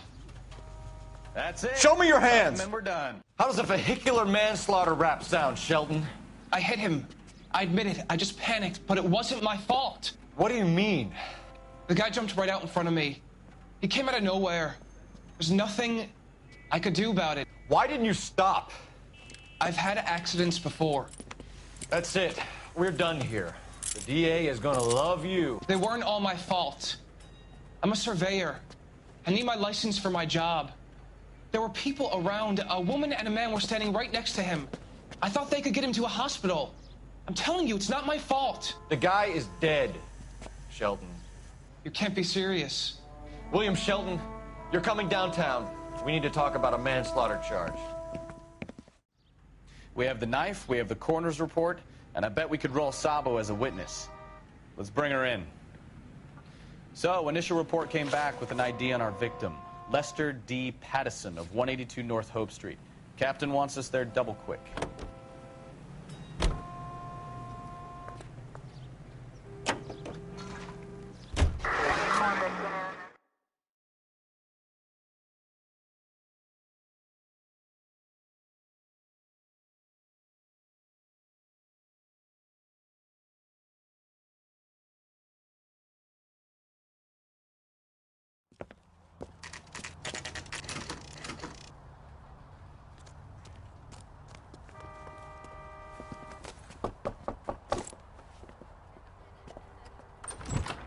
Spoken to the coroner, Mrs. Pattison.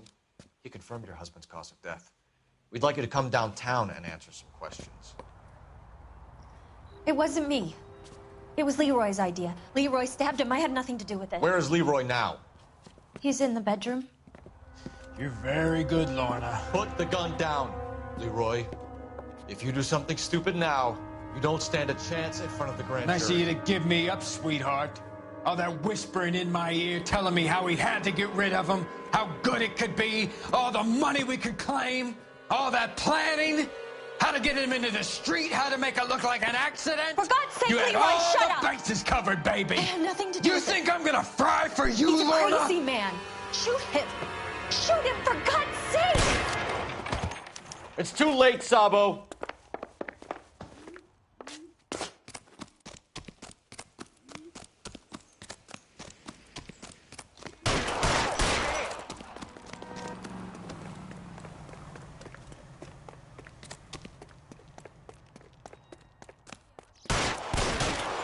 Sabo, stop or I will shoot!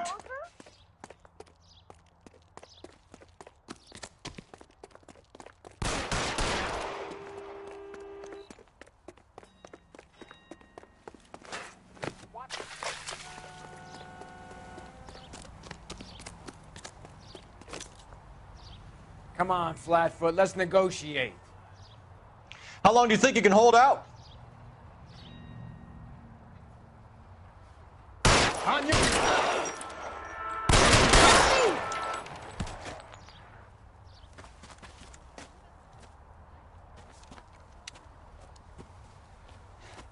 You look spooked, Phelps. I thought you'd been under fire before. It never gets any easier, Bukowski.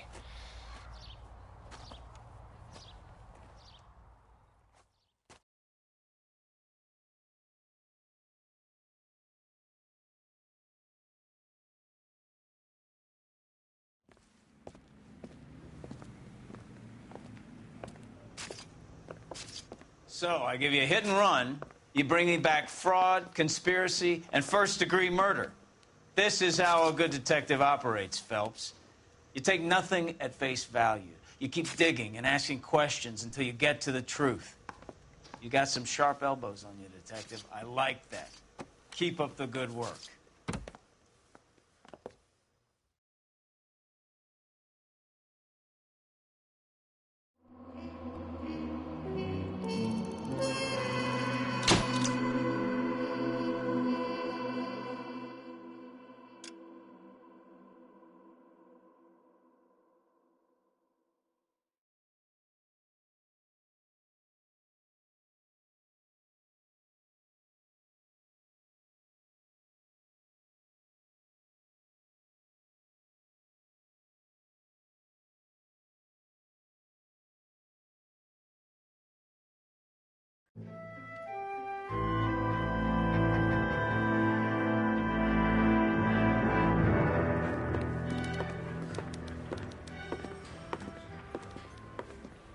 Phelps, Bukowski.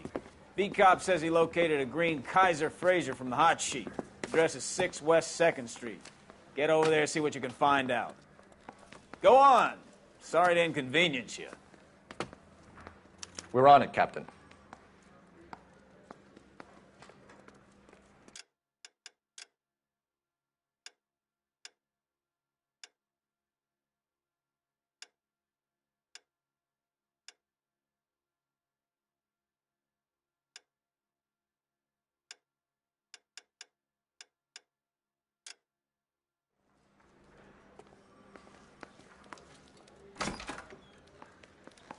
I swear the more bent cars we bring in, the longer the hot sheet gets.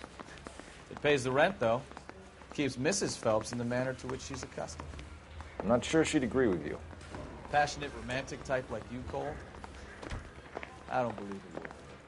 Yeah, the bum took a swipe at me.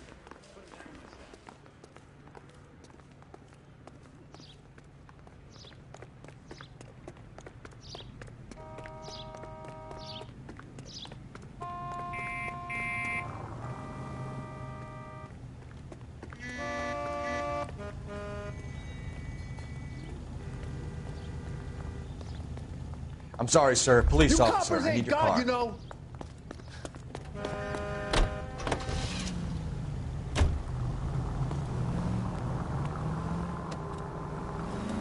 They're calling her the Dahlia now. I wonder what Veronica Lake makes of that one. What a case. You hear whether they're making any progress? Well, Captain Donnelly seems to think they have it all wrapped up. Brown and Green are sweating this Manley character. I heard it'll be in front of a grand jury by next week. Poor thing.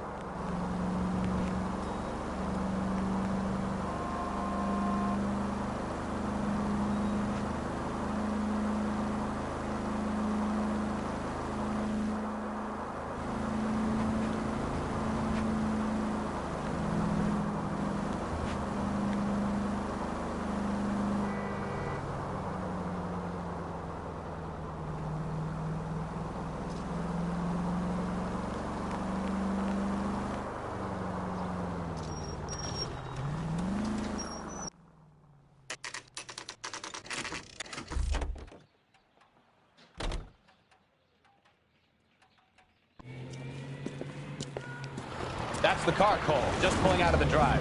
Get it. Remember, we need him healthy enough to answer questions. 1247, Detective Phelps, requesting immediate backup in pursuit of a stolen green Kaiser Fraser from 6 West 2nd Street.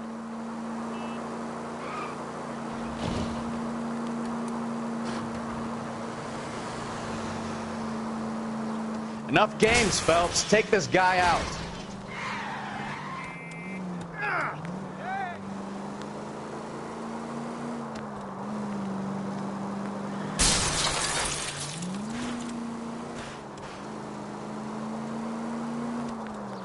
Lay into his wheel arches. Come on. All right. Maybe I was a couple miles over the speed limit. Get bracelets. Out of the car I'll now! call it in. Why did you run from us? I saw a big car in my rearview mirror with two tough guys bearing down on me. What would you do? What's your name? Cliff Harrison. You're under arrest. For what? What are you talking about? Nice try. I'm talking about the car being stolen. You're out of your mind. I bought the car, and I've got the paperwork to prove it.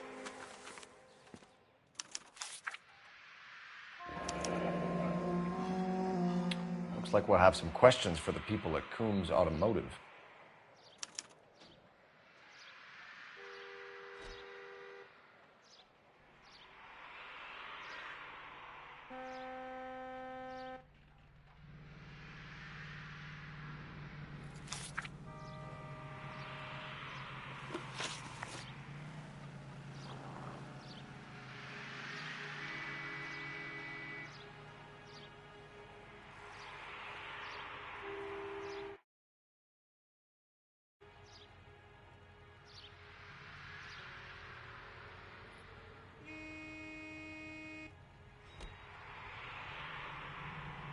You purchased this car from Coombs Automotive Company? Yeah, that's right. And the ownership papers? From the same place.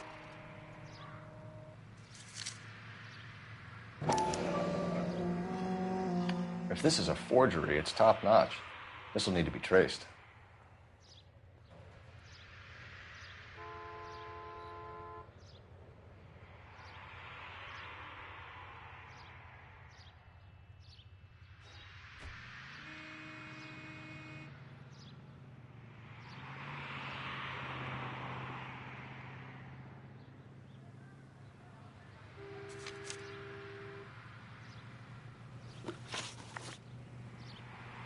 You have a criminal record, Mr. Harrison? No, nothing like that. You better give us something, Cliff, or we're gonna make this hard on you. I didn't steal the car. I ran because I've got some wacky backy in the glove compartment. How much, Cliff? 1 reefer. We'll let it slide. You're in enough trouble. Who did you deal with at Coombs Automotive? The owner, Richard Coombs. And he made out the bill of sale personally? Of course he did. He kept a facsimile for his records. Check with him. We're going to get to the bottom of this, Harrison. Until we do, you're going downtown. You gotta be kidding me. I'm getting arrested for buying a goddamn car? If everything is legit, Harrison, you'll be out soon. Until then, if I were you, I'd keep my mouth shut. Vegas possessions as evidence and have him arraigned for grand theft auto. Right, Detective. Do you know who my father is? We need to get to Coombs Auto and check out Harrison's story.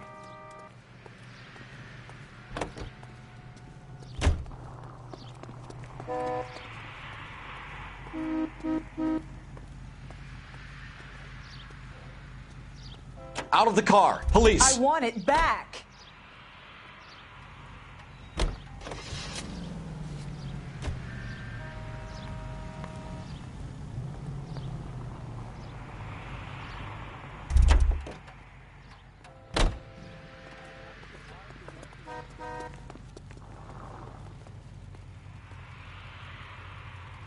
LAPD, police emergency. You can't do this! You know what? I think he's telling the truth. Some of the most convincing people you will ever listen to are born liars. Usually they're called politicians.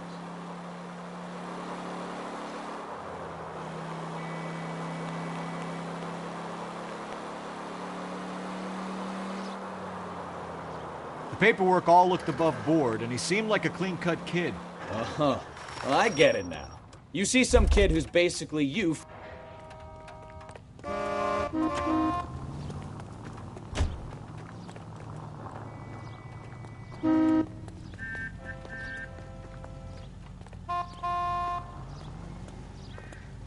Sir, get out of the car, please. You can't do this! I'm more than happy to be proved wrong. Hey, if he'd been black or Hispanic, you'd be singing a different tune.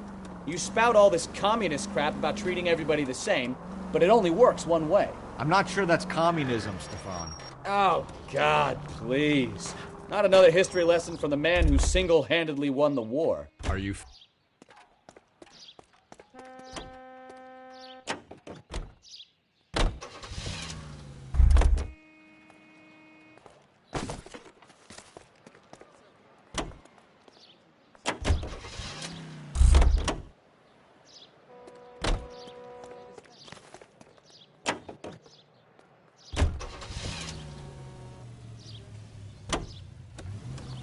Yes, I feel much better now.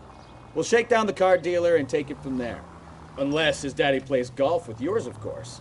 In which case, we'll give him a firm gentleman's handshake and be on our way. See? I knew you weren't finished.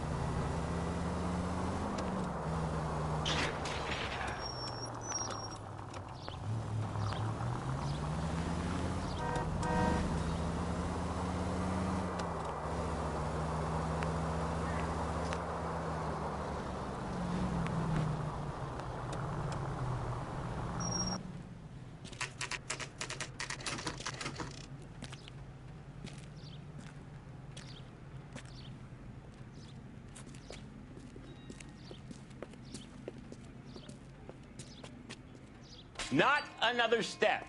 I have got a Buick Century sedan that would be absolutely perfect for you. Detective Phelps, LAPD, are you the owner? That's right. Richard Coombs at your service. You looking to trade in a black and white, boys? Mr. Coombs, we're investigating an auto theft. A man by the name of Cliff Harrison claims he bought the car here. Well, some people would say that my cars are a steal. That's a joke, son. Very amusing, Mr. Coombs. I remember Harrison. It was a green two-tone Kaiser Frazer, if I remember rightly. Do you have the bill of sale? It's in my office. Walk this way.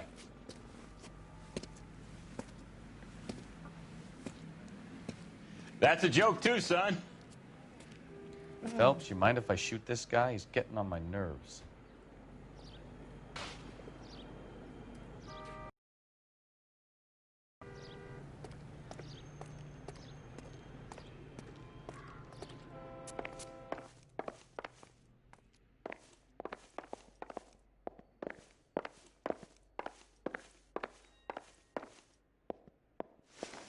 Here it is. Got the original pink slip there, too.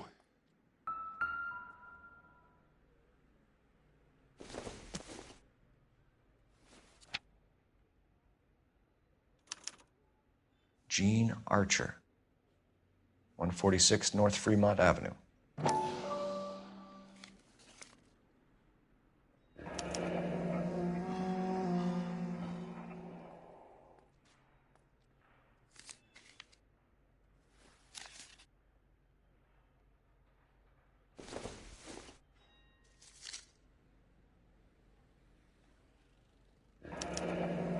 Harrison's purchase receipt was legit, at least.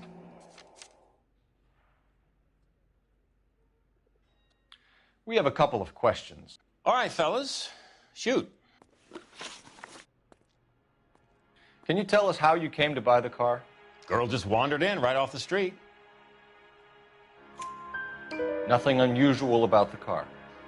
Not really my usual type of vehicle. The price was certainly right, though. Nice girl, but about as sharp as a bag of wet mice. Did you pay with check or cash? A check. She wanted it made out to cash, but I insisted. Man has to watch his cash flow. What name? I made it out to Gene Archer on the Bank of Arcadia. Can you describe this Gene Archer? Brunette, maybe 25, 26. Little on the plump side, but not bone ugly. What was your impression of her? Kind of harried and harassed. In a hurry to go somewhere, but no place to go. You get to know the type. Do you know anything about the company that prints these pink slips? Nope. Should I? It isn't exactly my business. Says Marquee Printing. You've never heard of them? Marquee. Sure. They do all the government red tape. You'll find the place down on Aliso Street near San Pedro. When exactly did you hand over the check, Mr. Coombs? Close of play on Friday. Why didn't you pay her cash? You knew the car was dirty. I had an inkling. When people are in a hurry for money, always pay by check, son. Gives you a couple days to back out. This was all above board. Yes, of course it was. Did this look legitimate to you, Coombs? I'm in used cars, son, not bearer bonds. In my business, you don't look a gift horse in the mouth. Now don't come on all high and mighty with me if you want my help. Thanks for your help, Mr. Coombs. We need to continue the investigation. Hope you sort out your problem with Mr. Harrison. Go easy on him, son. Boy's about as sharp as a bowling ball. He's built too low. The fastballs fly over his head. Let me shoot this guy, please. You have a pleasant day, Mr. Coombs.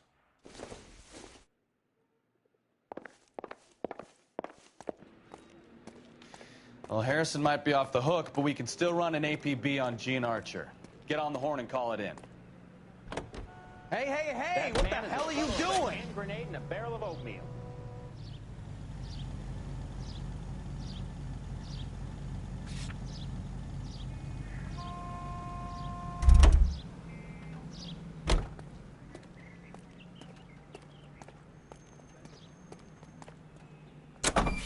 Hey, what the hell are you doing?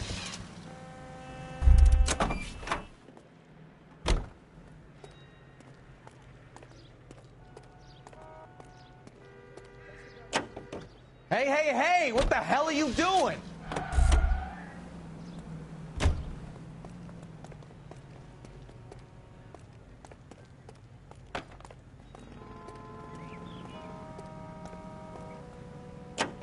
Hey, what the hell are you doing?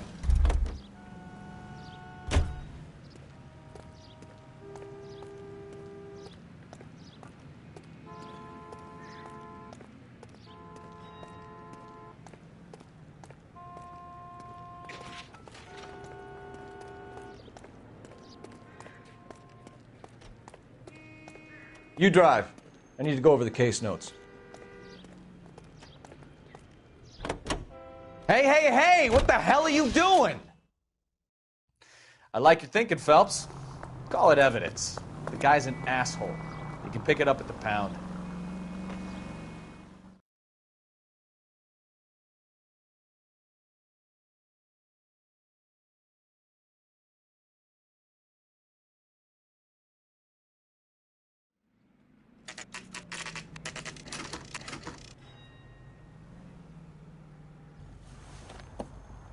Empty. Should have known that Archer broad would have given us a false address. Here's a chicken and egg question for you. Do you think you have to be an asshole to...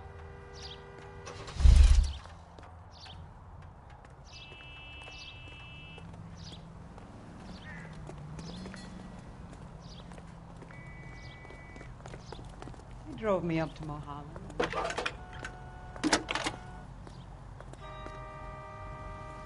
Phelps, badge 1247. How could I help, Detective? Requesting an APB on Gene Archer, age approximately 25, on suspicion of Grand Theft Auto. I'll relay the information. Messages, please. A James Velasco is being held at Central Station on suspicion of GTA. Possible link to the Harrison case. They're waiting on you to conduct the interview. Thanks for your help.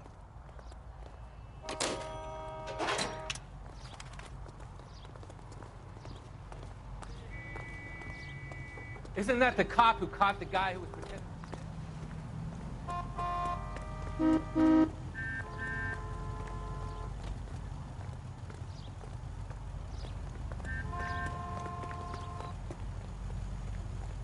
You know the way. You can drive. All right. Where to?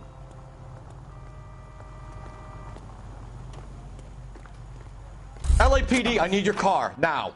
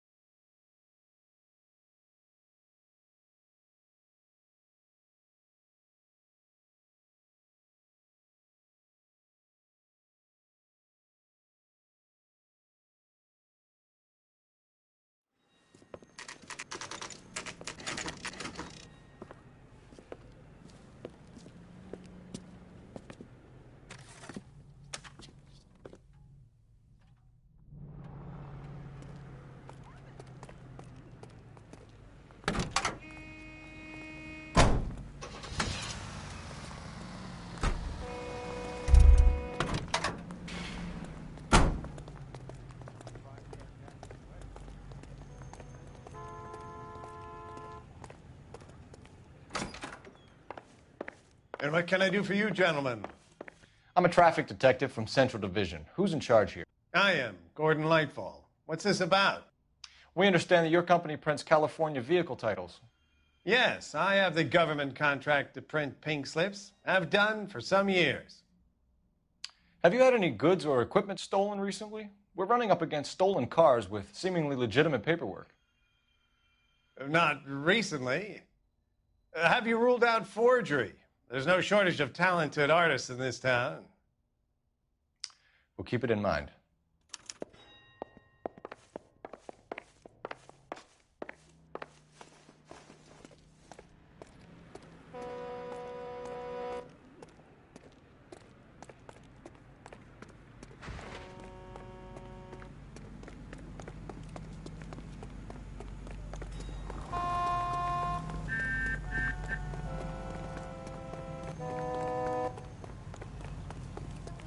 He can't really.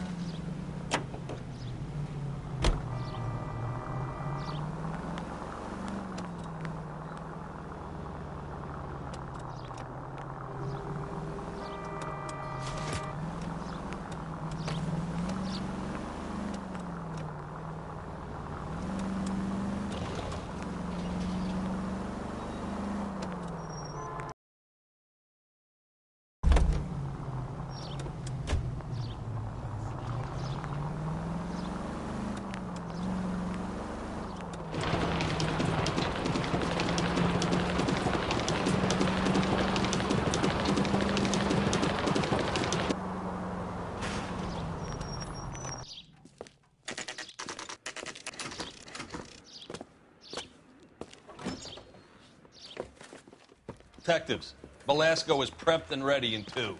Another stolen car with legit papers. Thanks.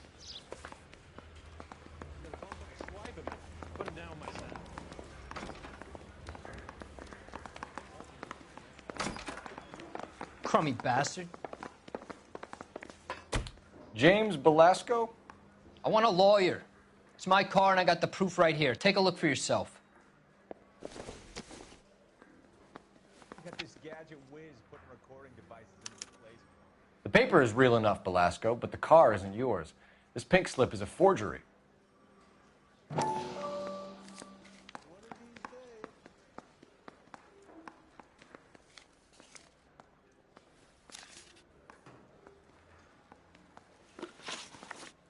Where were you taking the car, James? Blow it off, greenhorn. You'll get nothing from me. You're a two-time loser. If you don't give me something, I'm going to ask the DA for the maximum. You're looking at 10 years, Velasco. Kiss your youth goodbye. I want a deal.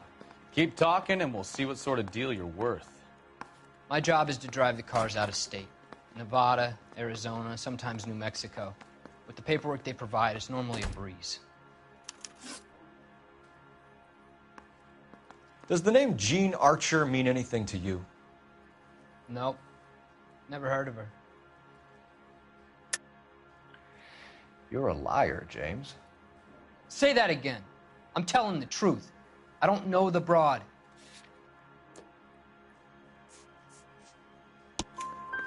So that's why you both have the same address printed on your pink slips. She's a mule for these stolen vehicles, genius. Same as you.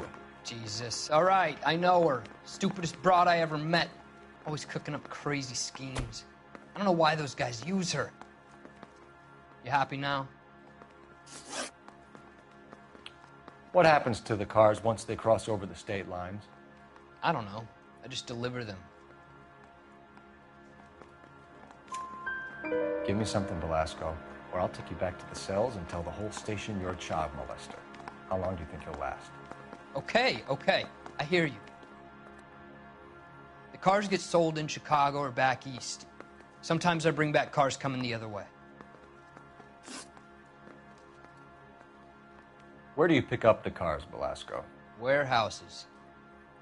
Mainly in East downtown. An address, Velasco. You want my help with the DA? Cough it up, now. A place on Industrial Street. I don't know the number. You're gonna help me out, right? Keep talking, kid, and we'll see what we can do. All right, James. We're going to check if this information is worth anything. And if it is, I need your help here, pal. If it is, then we'll know you're a man of your word, and so will the DA. You're Phelps, right? Yes, I am. Look, can we do this later? I'm in the middle of it. Ray Pinker. I'm with Technical Services. The pink slips are all real. Yes, we know that. There's only one company that prints them in California, the Marquee Printing Company. They've confirmed that the numbers are legitimate. You've checked them out? Sure. They're on Aliso Street, near the corner of San Pedro. The guy I spoke to was Lightval. Gordon Lightval. Here, I wrote it down. Thanks, Ray. This is a great lead. We'll get down there as soon as we can.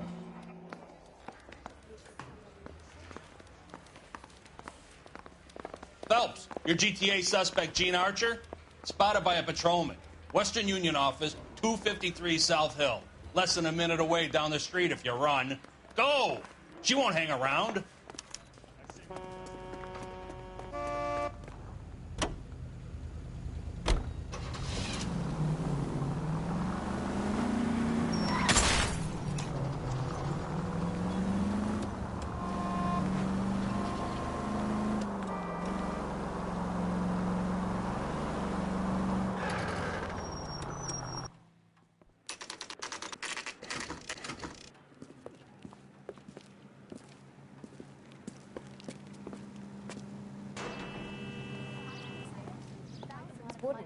LAPD.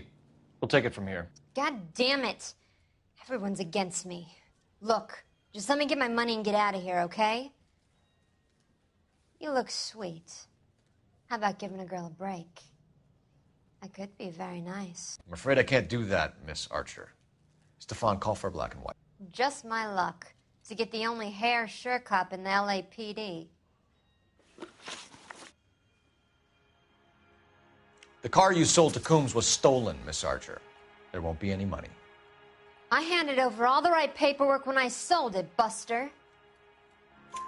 Jean, you've blown open the whole operation because you were dumb enough to try to sell one of the cars. What do you think they're going to do to you? Give me something. I was just doing what they do. They paid me $50 to drive the car. I made $2 grand selling it. You made zero. And if they catch you, you're dead. Is that all your life's worth? Look, a girl needs things. I don't see you looking out for me.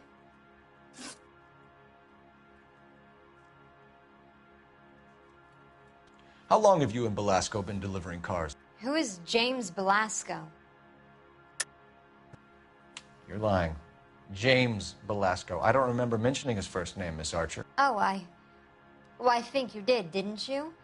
Well, I'm sure of it. Anyway, I don't know him.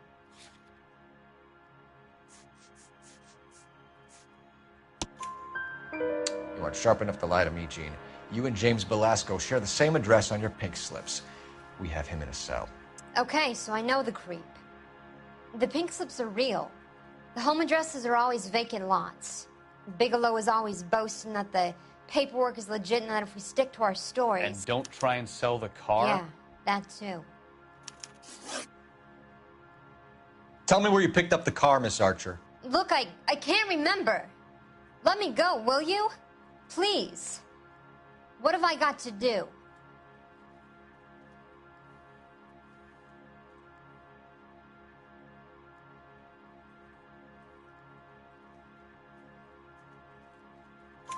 Trying my patience here, Gene.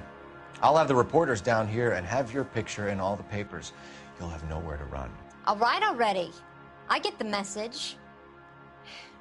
I pick up the cars from a guy named Bigelow. 58 Industrial Street.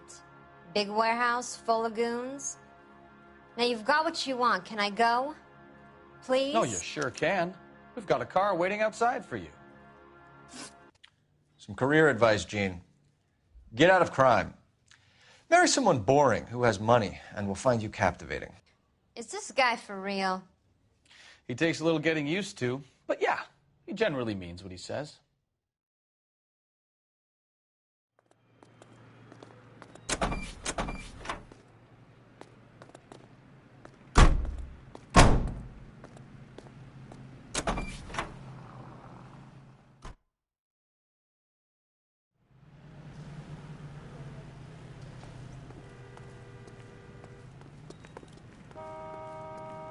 You can drive. Do we know where we're going?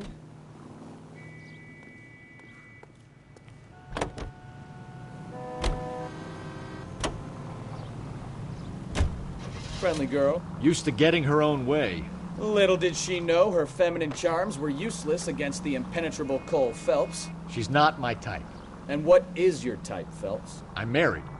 I know that. But you're not blind or dead inside, are you?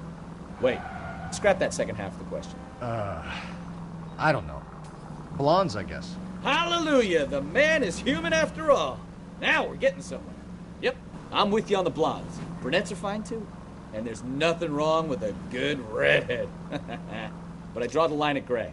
You know what? I might have to lift that embargo soon in the interest of maintaining a free market. A man with high standards. My standards are only as high as the last glass of whiskey.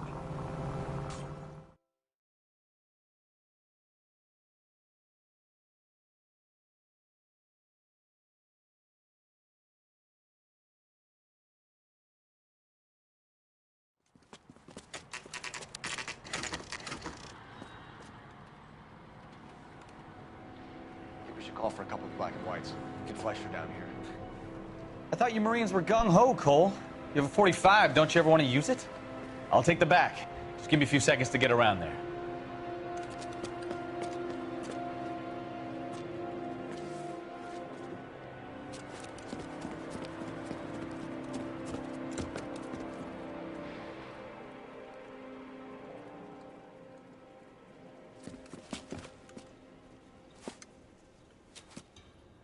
Cole Phelps, LAPD. All of you are coming downtown with me. Think so, huh? Look sharp.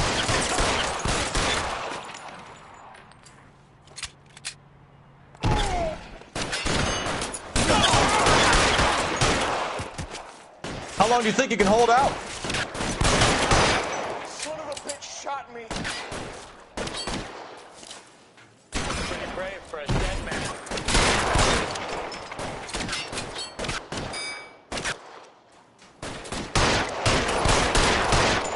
Throw out the guns. Come get me.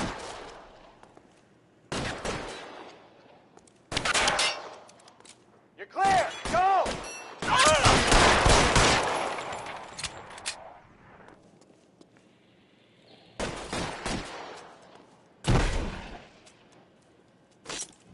As soon as he pokes his head out, we step on it.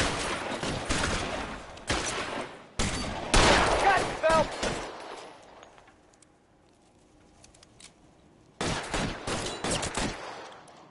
Pretty brave for a dead man.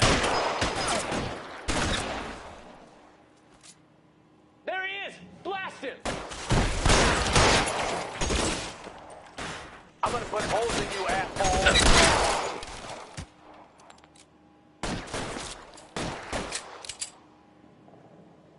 Take cover.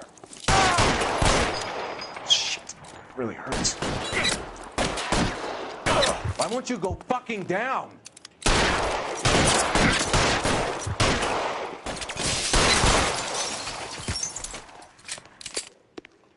Let's clear the top floor. I don't want to get drilled in the back on the way out.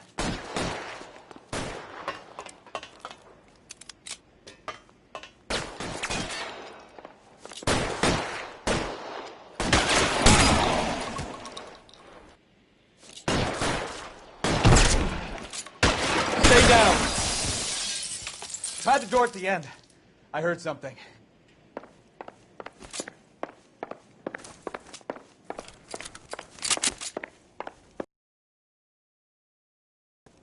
All right, don't shoot. Keep your hands up. Watch him, Bukowski. He doesn't move until I've tossed this place.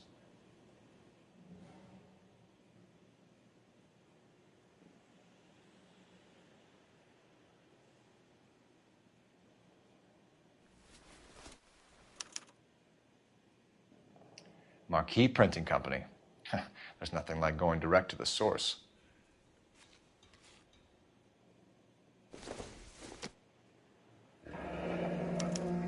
Betting slip. Looks like Mr. Lightfall has been on a losing streak.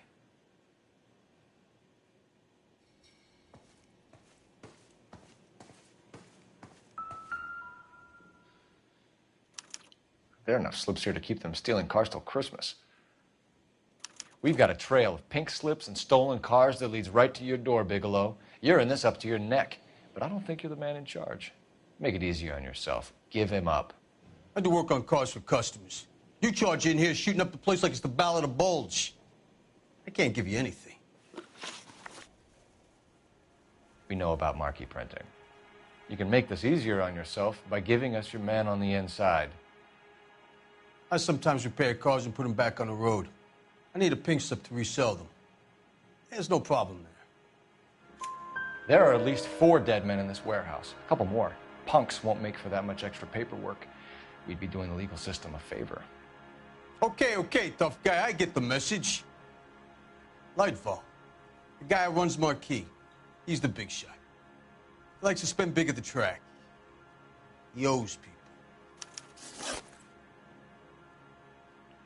Lightfall, the guy with no luck at the track. Tell me about him. It's one of the guys lying over there. You're right. He has no luck.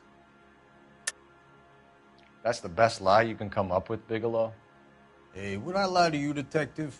I'm not exactly in a good position here now, am I?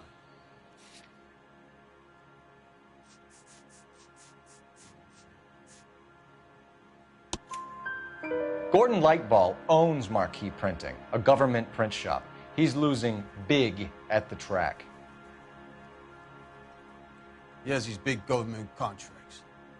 He's in hock over 20 grand. If the feds find out, contracts will be all over. Lightfall plays ball.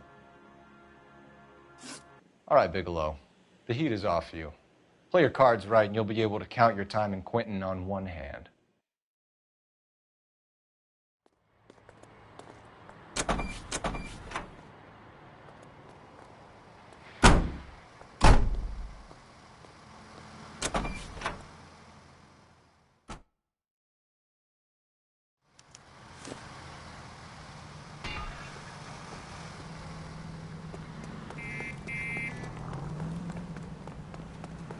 How bad is it? You drive. I need to go over the case notes. And where exactly are we going?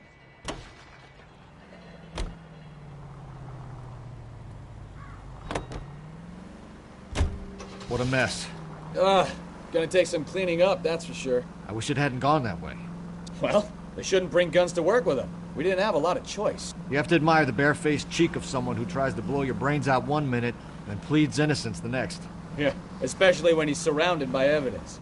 You know, guys like Bigelow spend so much time convincing themselves that they're not doing anything wrong that they actually start to believe their own bullshit. They get sloppy.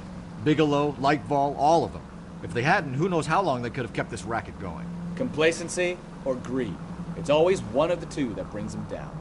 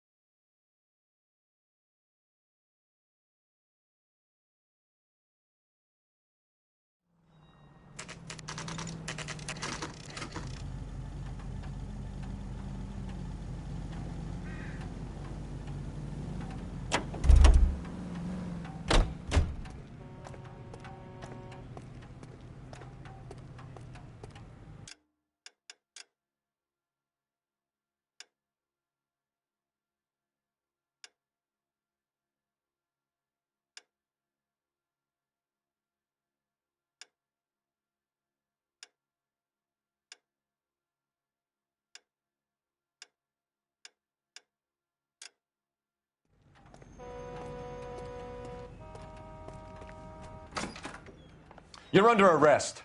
You again? This harassment is starting to wear thin. We found a box of pink slips in a warehouse full of hot cars. You signed for them, Lightval. I signed for all the orders and deliveries. You'll need something better than that, cowboy. Save it, Lightval. We already have all we need to send you down. I've had enough of this. You either produce some shred of proof, or I call my attorney.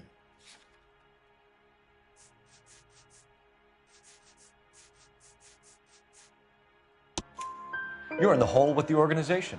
We know about the debts, Lightval. I agree. I have a small problem. I'm prepared to help you in any way I can, Detective. I'll name names. I need you to keep this out of the paper. You need to shut up now, Lightval. Gordon Lightval, I'm charging you with conspiracy and fraud. Hands behind your back. The LAPD Central Traffic Division has today smashed a nationwide auto theft ring, writes crime correspondent, blah, blah, blah. Oh, here it is. Traffic squad detectives confronted a large group of armed thugs. After an exchange of gunfire, more than a dozen dead criminals were removed from the scene. The LAPD sustained no casualties. Damn fine work, Phelps. Now get out there and nail some more bad guys, will you? I want to finish reading this.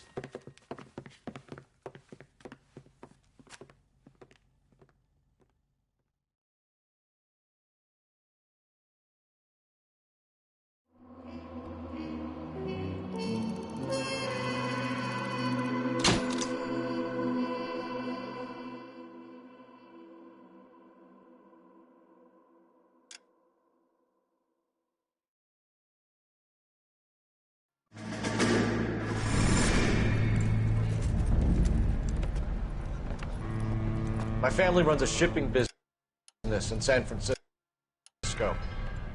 We used to have 2 ships a week to Tokyo. We've been in shipping for 2 generations, Hank. I've never been on a voyage anywhere. I feel like Odysseus in the beginning of his journey. The Odyssey took 10 years, Cole. This is the American century. America can rule after we win this war. We need to stay alive, Cole. These men are counting on us. Have you heard what the veterans are saying to each other? No. Golden Gate and 48. That's 4 more hard years of fighting.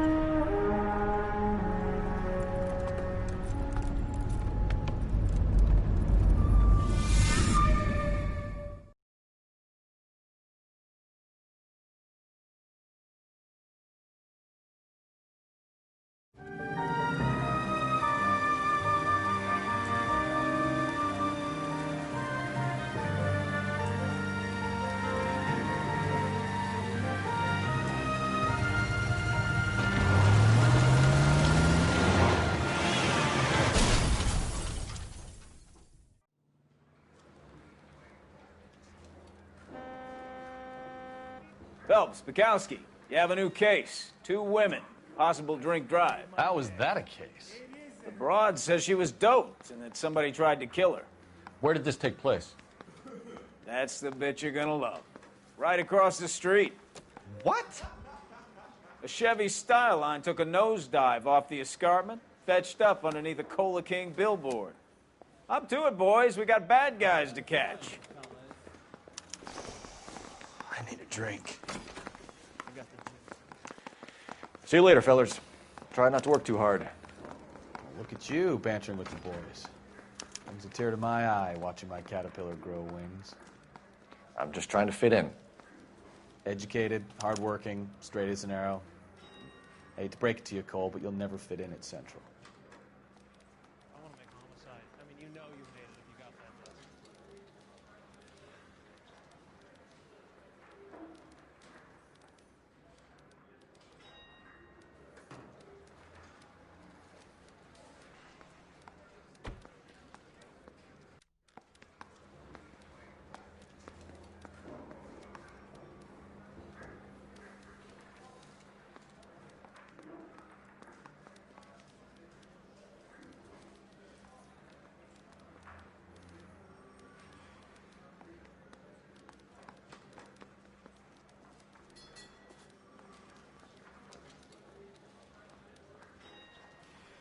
Hey, Cole, let's get moving.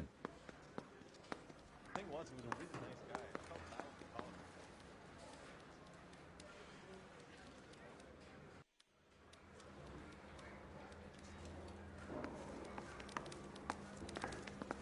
I'm gonna make him take me. Going to church. Solve that big case.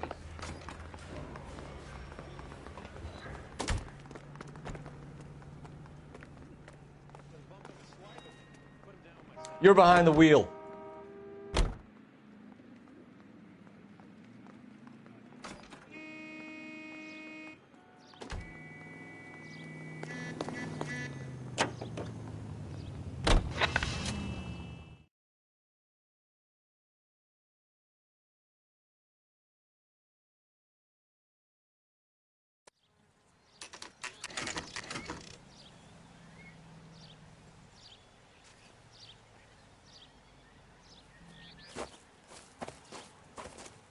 Her face looks familiar.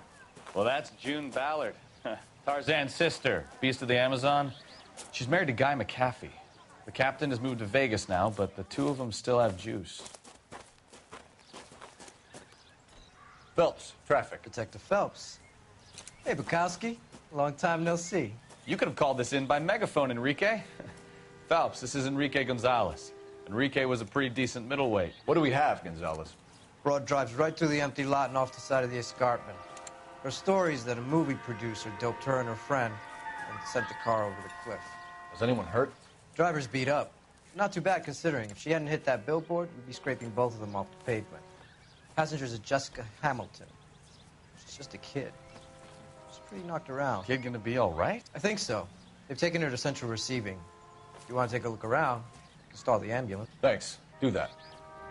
One more thing. Watch out for the driver. She cuts rough.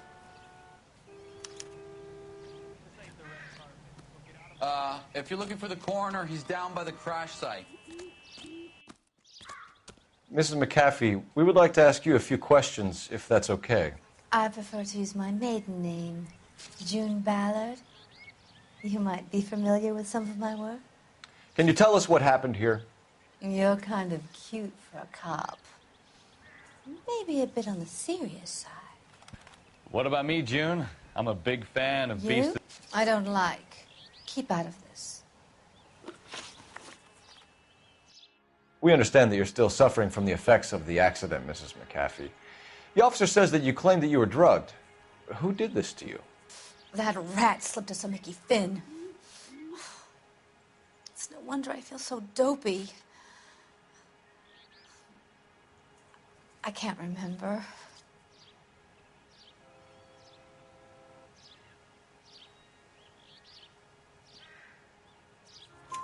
It's a serious offense to withhold information from the police during a criminal investigation, madam. I told you to call me June. You're making me feel like an old lady. And don't bother your handsome head about this. My husband will settle the score with Mark Bishop.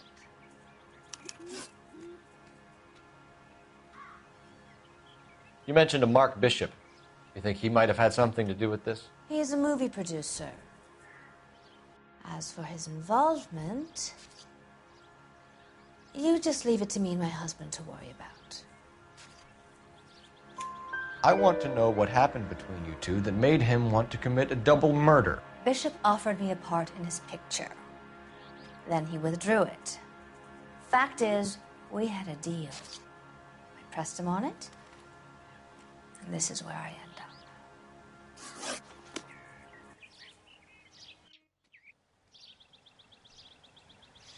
This is a big scene, Phelps. We need to get our bearings. Let's go see the coroner.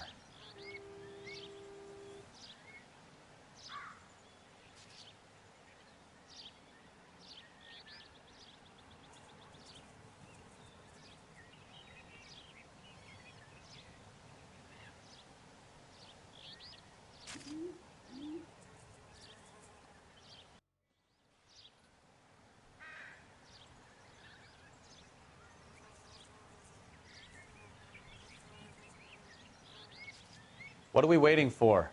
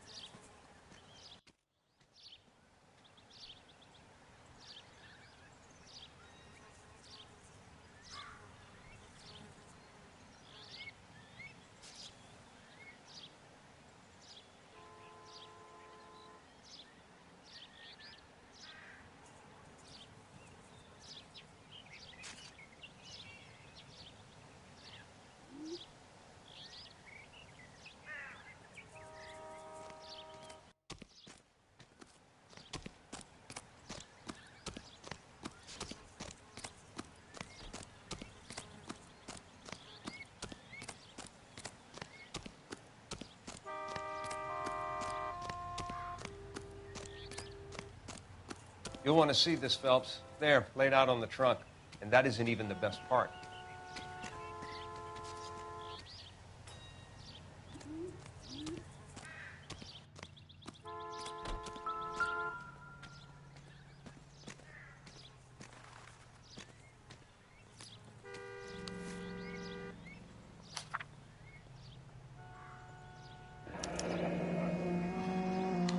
She's a long way from home.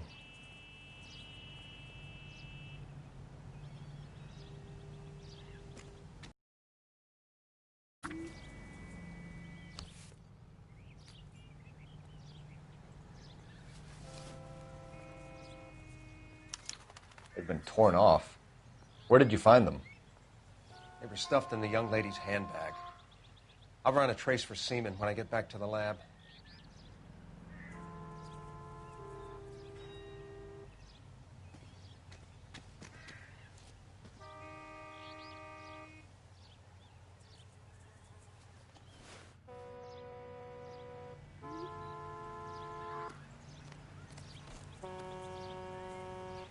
Drunk driver? Maybe not. How so? Well, a head I found without a body piqued my interest. See what you think. Alas, poor Yorick, I knew him, Horatio. Is it real? No. I think it's supposed to be a replica of an Indian shrunken head. It's some kind of curio or movie prop. See the casting marks?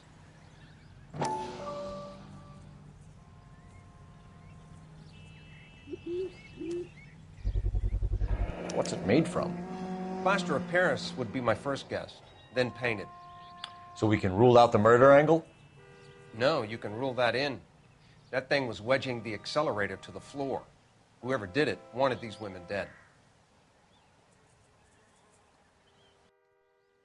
Just when I think I've seen it all. We should speak to Ballard again. She might not be telling us the whole story. It looks like they're lucky they weren't more badly injured. Must have been unconscious. Being relaxed tends to lessen the soft tissue damage.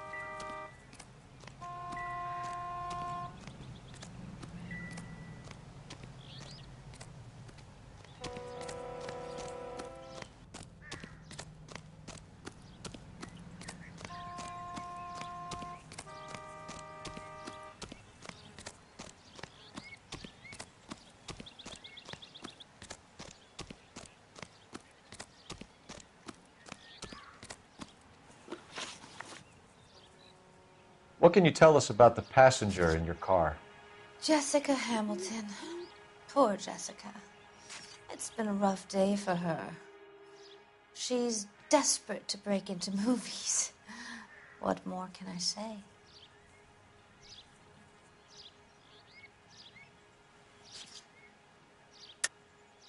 I think you're lying, Mrs. McAfee. I think something happened to Jessica yesterday before the crash. I'm offended, Sunshine. Do you have any proof?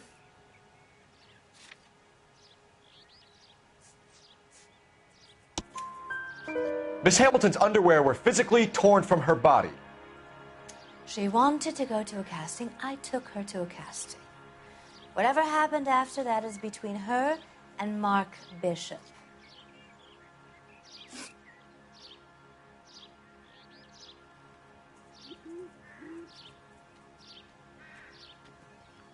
We found a shrunken head. It was used to tamper with your car. You see, I normally don't drive off cliffs. The last thing I remember is getting behind the wheel. It's obviously some kind of movie prop. You must know where it came from. In case you hadn't noticed, I am the talent. And the talent doesn't deal with props or sets or any of that kind of stuff. Why don't you ask Mark Bishop which prop house he uses? Mrs. McAfee, I think it would be in everyone's best interest if you accompanied Patrolman Gonzalez back to the receiving hospital. I'm going to be okay. These guys can take me home after my lawyer and I have talked to the news hounds. Mrs. McAfee, you are still under the influence of narcotics, and you're likely to go into shock once the drugs wear off. And I thought you were a heel. It's nice of you to be concerned. I think we're good here. Let's go see what we can shake out of the kid.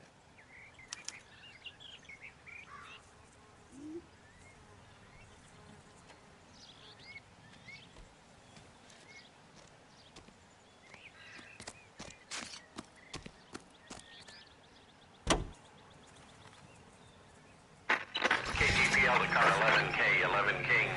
The car crash victim has regained consciousness at Central Receiving Hospital.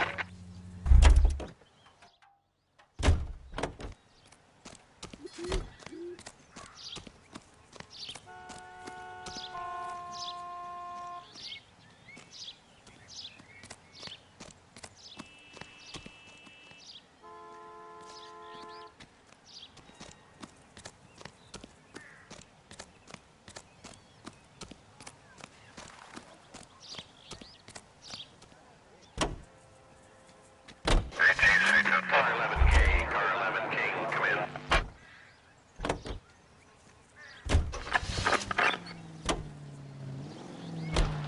11K Roger, en route.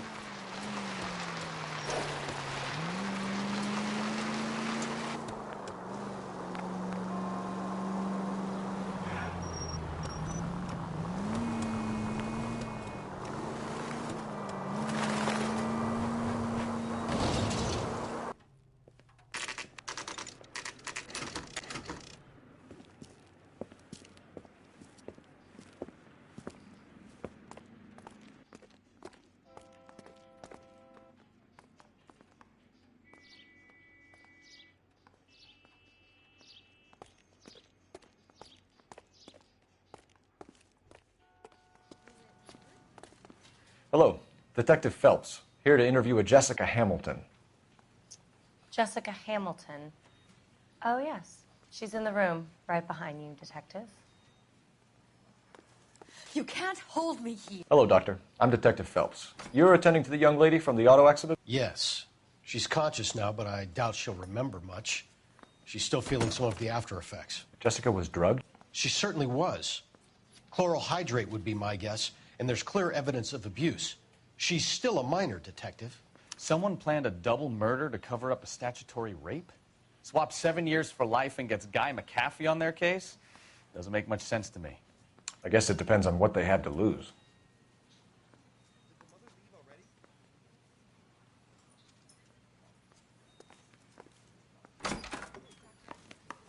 Feeling better since this morning, Jessica? A little. My head still feels swimmy.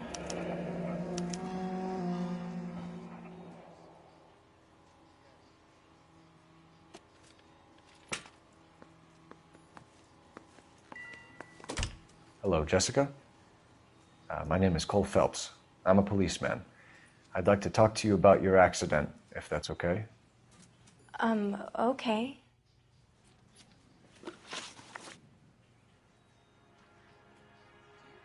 Can you tell me what you remember about the crash? It's all kind of fuzzy. I remember waking up here. Nothing happened yesterday. Tell the truth, Jessica. Why the big cover-up? I'm not lying to you. We found your underwear in your handbag, Jessica. You need to tell us what happened. The doctor told me what happened. I didn't want that. I just wanted to be a star, to be in movies. I told Junie what happened, and she told me to toughen up. That was the price of stardom. Did she now, cold-hearted bitch? It's not Junie's fault. It's not my first time. I had a boyfriend back home, but my father found out about him. Even if you consented, Jessica, you're still underage. We need to get in touch with your parents, Jessica, to tell them what has happened. Oh, you don't need to worry them. They sent me along to stay with Aunt June. They trust her to take care of me. You're lying, Jessica. How are we going to make this right if you lie to us? Please, Detective, why would I lie to you?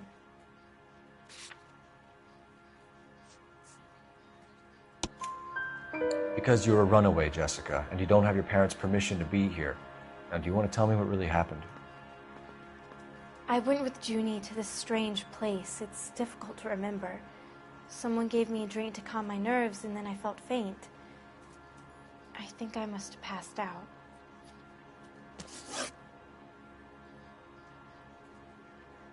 How did you meet Mr. Bishop? Well, Junie is a big movie star. You probably know that. She's doing a new movie.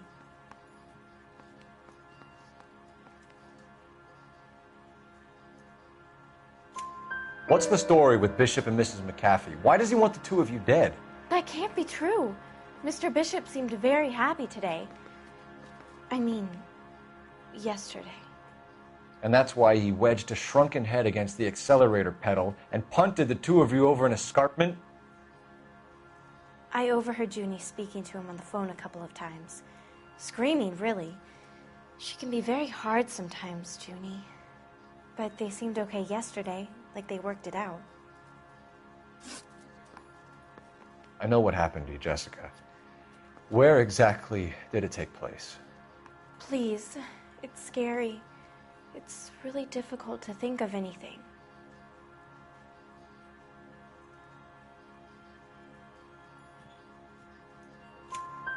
Jessica, I really need you to help me here. I remember the mermaid. Was the mermaid in the movie too? No, it was on the front of a building. We pulled up in front of the mermaid. Thank you, Jessica. You've been a big help. Here's my card. If you think of anything or you need some help, just get in touch, okay? Okay. I think it might be a good idea if you went back home till you felt better, Jessica. I couldn't do that, officer. What if I got the part and I wasn't there?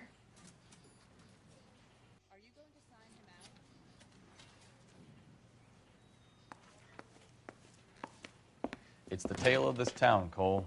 Lambs that go willingly to slaughter. Who the hell is that? Must be her lawyer. He certainly expedited her release. I don't like it, Cole. Why is she in such a hurry? We should follow her.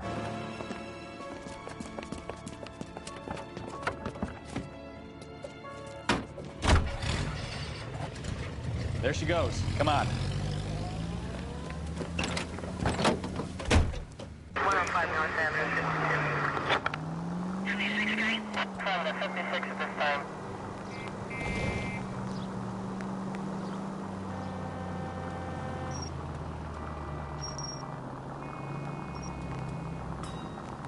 Ballard is definitely up to something.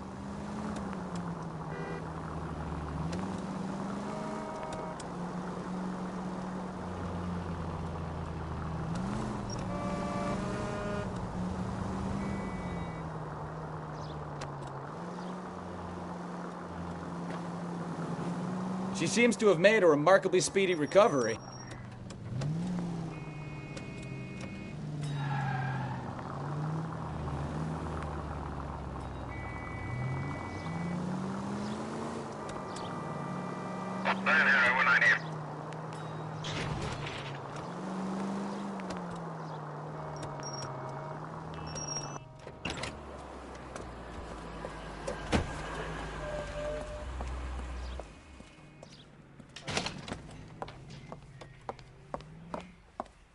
Get in there and see what she's up to.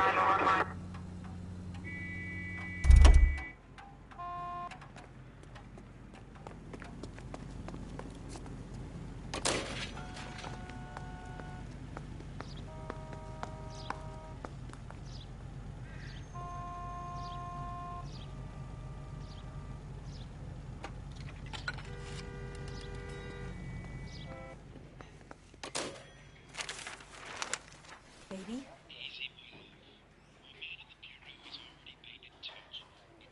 No! I don't want him taught a lesson. You know what I want. Well, then make someone else do it! You still know people out here, don't you? Then make some calls!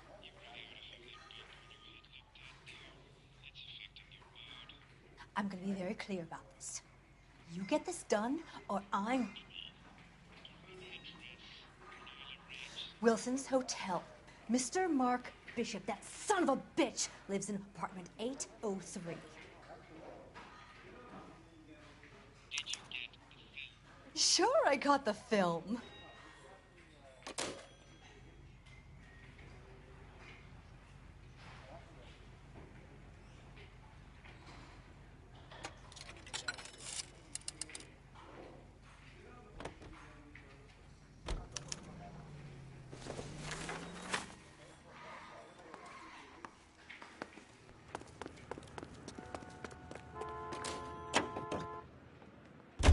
So what's the story? I'm guessing she didn't stop for light refreshments. She made a call. Sounds like Mark Bishop has a heap of trouble headed his way. I've got an address. Wilson's Hotel, apartment 803. Oh, shit. You better step on it. If he's got any sense, he'll be as far away from home as possible. If he had any sense, he wouldn't have tried bumping off Guy McAfee's wife in the first place. Or he'd have done the job properly. McAfee will break a fella's legs just for looking at his... What did you make of the kid? You believe her story? I think she was doped out of her tiny mind and given the casting couch. That fucking bitch Ballard sold her out. So if Ballard was doing someone a favor, why did they try to kill her? 105 North Avenue. Our units also needs assistance. 540 West 9th Street at Uncle Sam's Army Supply. 540 West 9th Street. Unit can handle code 2. Identify. All units in the vicinity in car 11K, 11 King, a 415 in progress at apartment 803, Wilson's Apartment Hotel, 1220 West 7th Street, Westlake Park. 11K code 3, all other units code 2. KGPL clear. Gun it! Let's get to the apartment before someone gets hurt.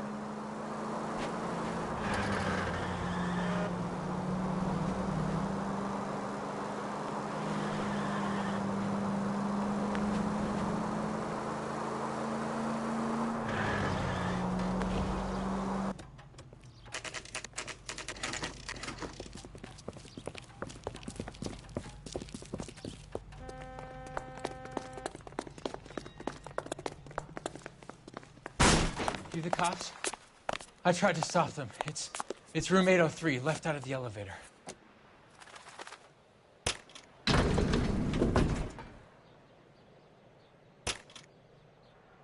Sounds like we're about to make it a hat trick of hysterical female witnesses.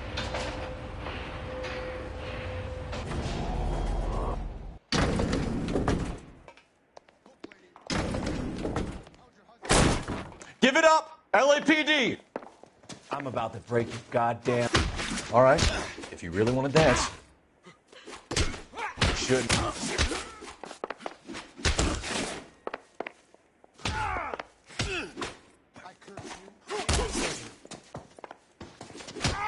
Oh!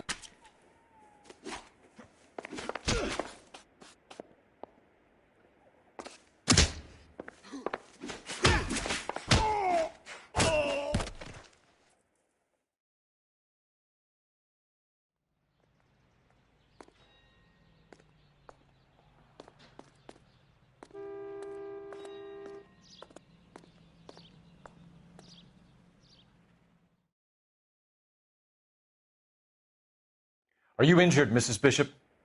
I'm all right now. Those horrible, awful men.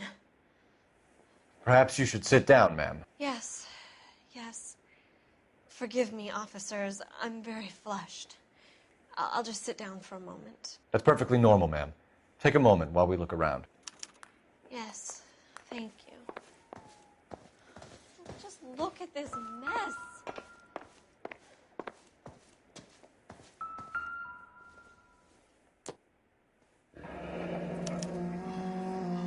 What do you have to do to earn $20,000?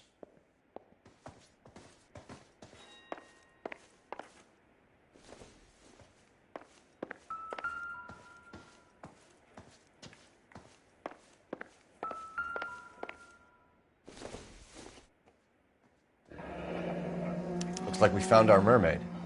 Who are these men in the picture? My husband, Mark, and Marlon Hopgood. They work together on occasion. That's Hopgood's shop.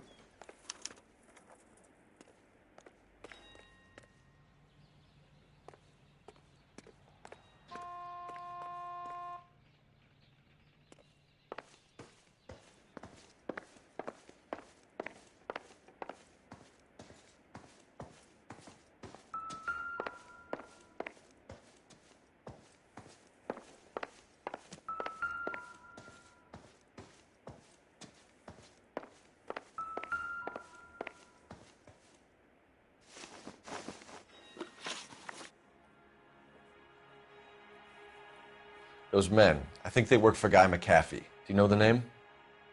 No. Why should I? June Ballard is married to Guy McAfee. Have you heard of her? That slut. She's been badgering my husband for days. Mrs. McAfee alleges that your husband tried to kill her and her friend last night.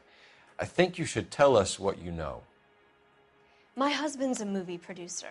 This has something to do with his new picture. He doesn't include me in his business. June Ballard said she had a deal to be in his new picture. Mark repeatedly told her no. He had Joan Leslie lined up for the role. That's how he got the finance. June made all kinds of threats. She was very rude to me. You know June Ballard? We were both on the same picture a few years back. That's how I met my husband. Where can we find your husband, ma'am? He told me he would be on set. That's all I know. Either we find him or McAfee's people do, Mrs. Bishop. If you care for him, you should make sure that we find him first. I do care for him, but I don't really know where he'd go if he were in trouble. Hopgood might know. Why is your husband paying Lorna Hopgood $20,000? Lorna? Marlon's ex-wife? Are you sure? You're lying, Mrs. Bishop. It's some kind of payoff. You know exactly what the money is for and who it's getting paid to. Do I? Would you like to prove that, detective? Your husband looks like he's being blackmailed. They obviously have something on him if he's prepared to kill to cover it up. Why is the payment going to Hopgood And not McAfee.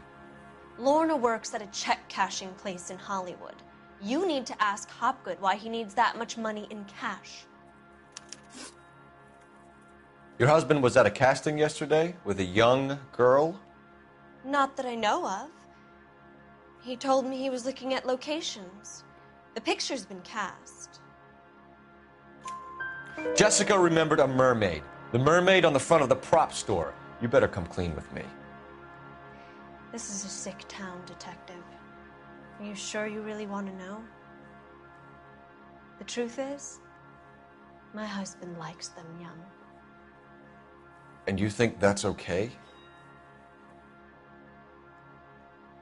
I was 16 when I first met him. I thought he was a genius, a magician with film. I was 20 before I realized he was just a B-movie hack.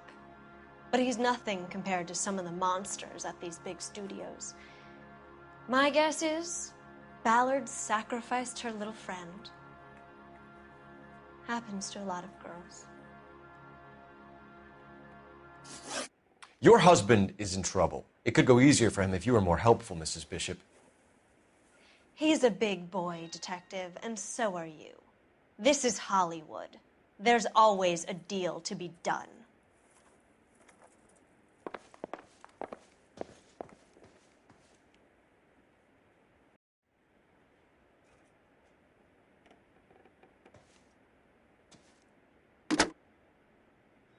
Operator, message for KGPL. Putting you through now. Phelps, 1247. How could I help, Detective? I need a location on a silver screen prop store. Just a moment. Silver Screen Props, corner 3rd and Figueroa. Thanks.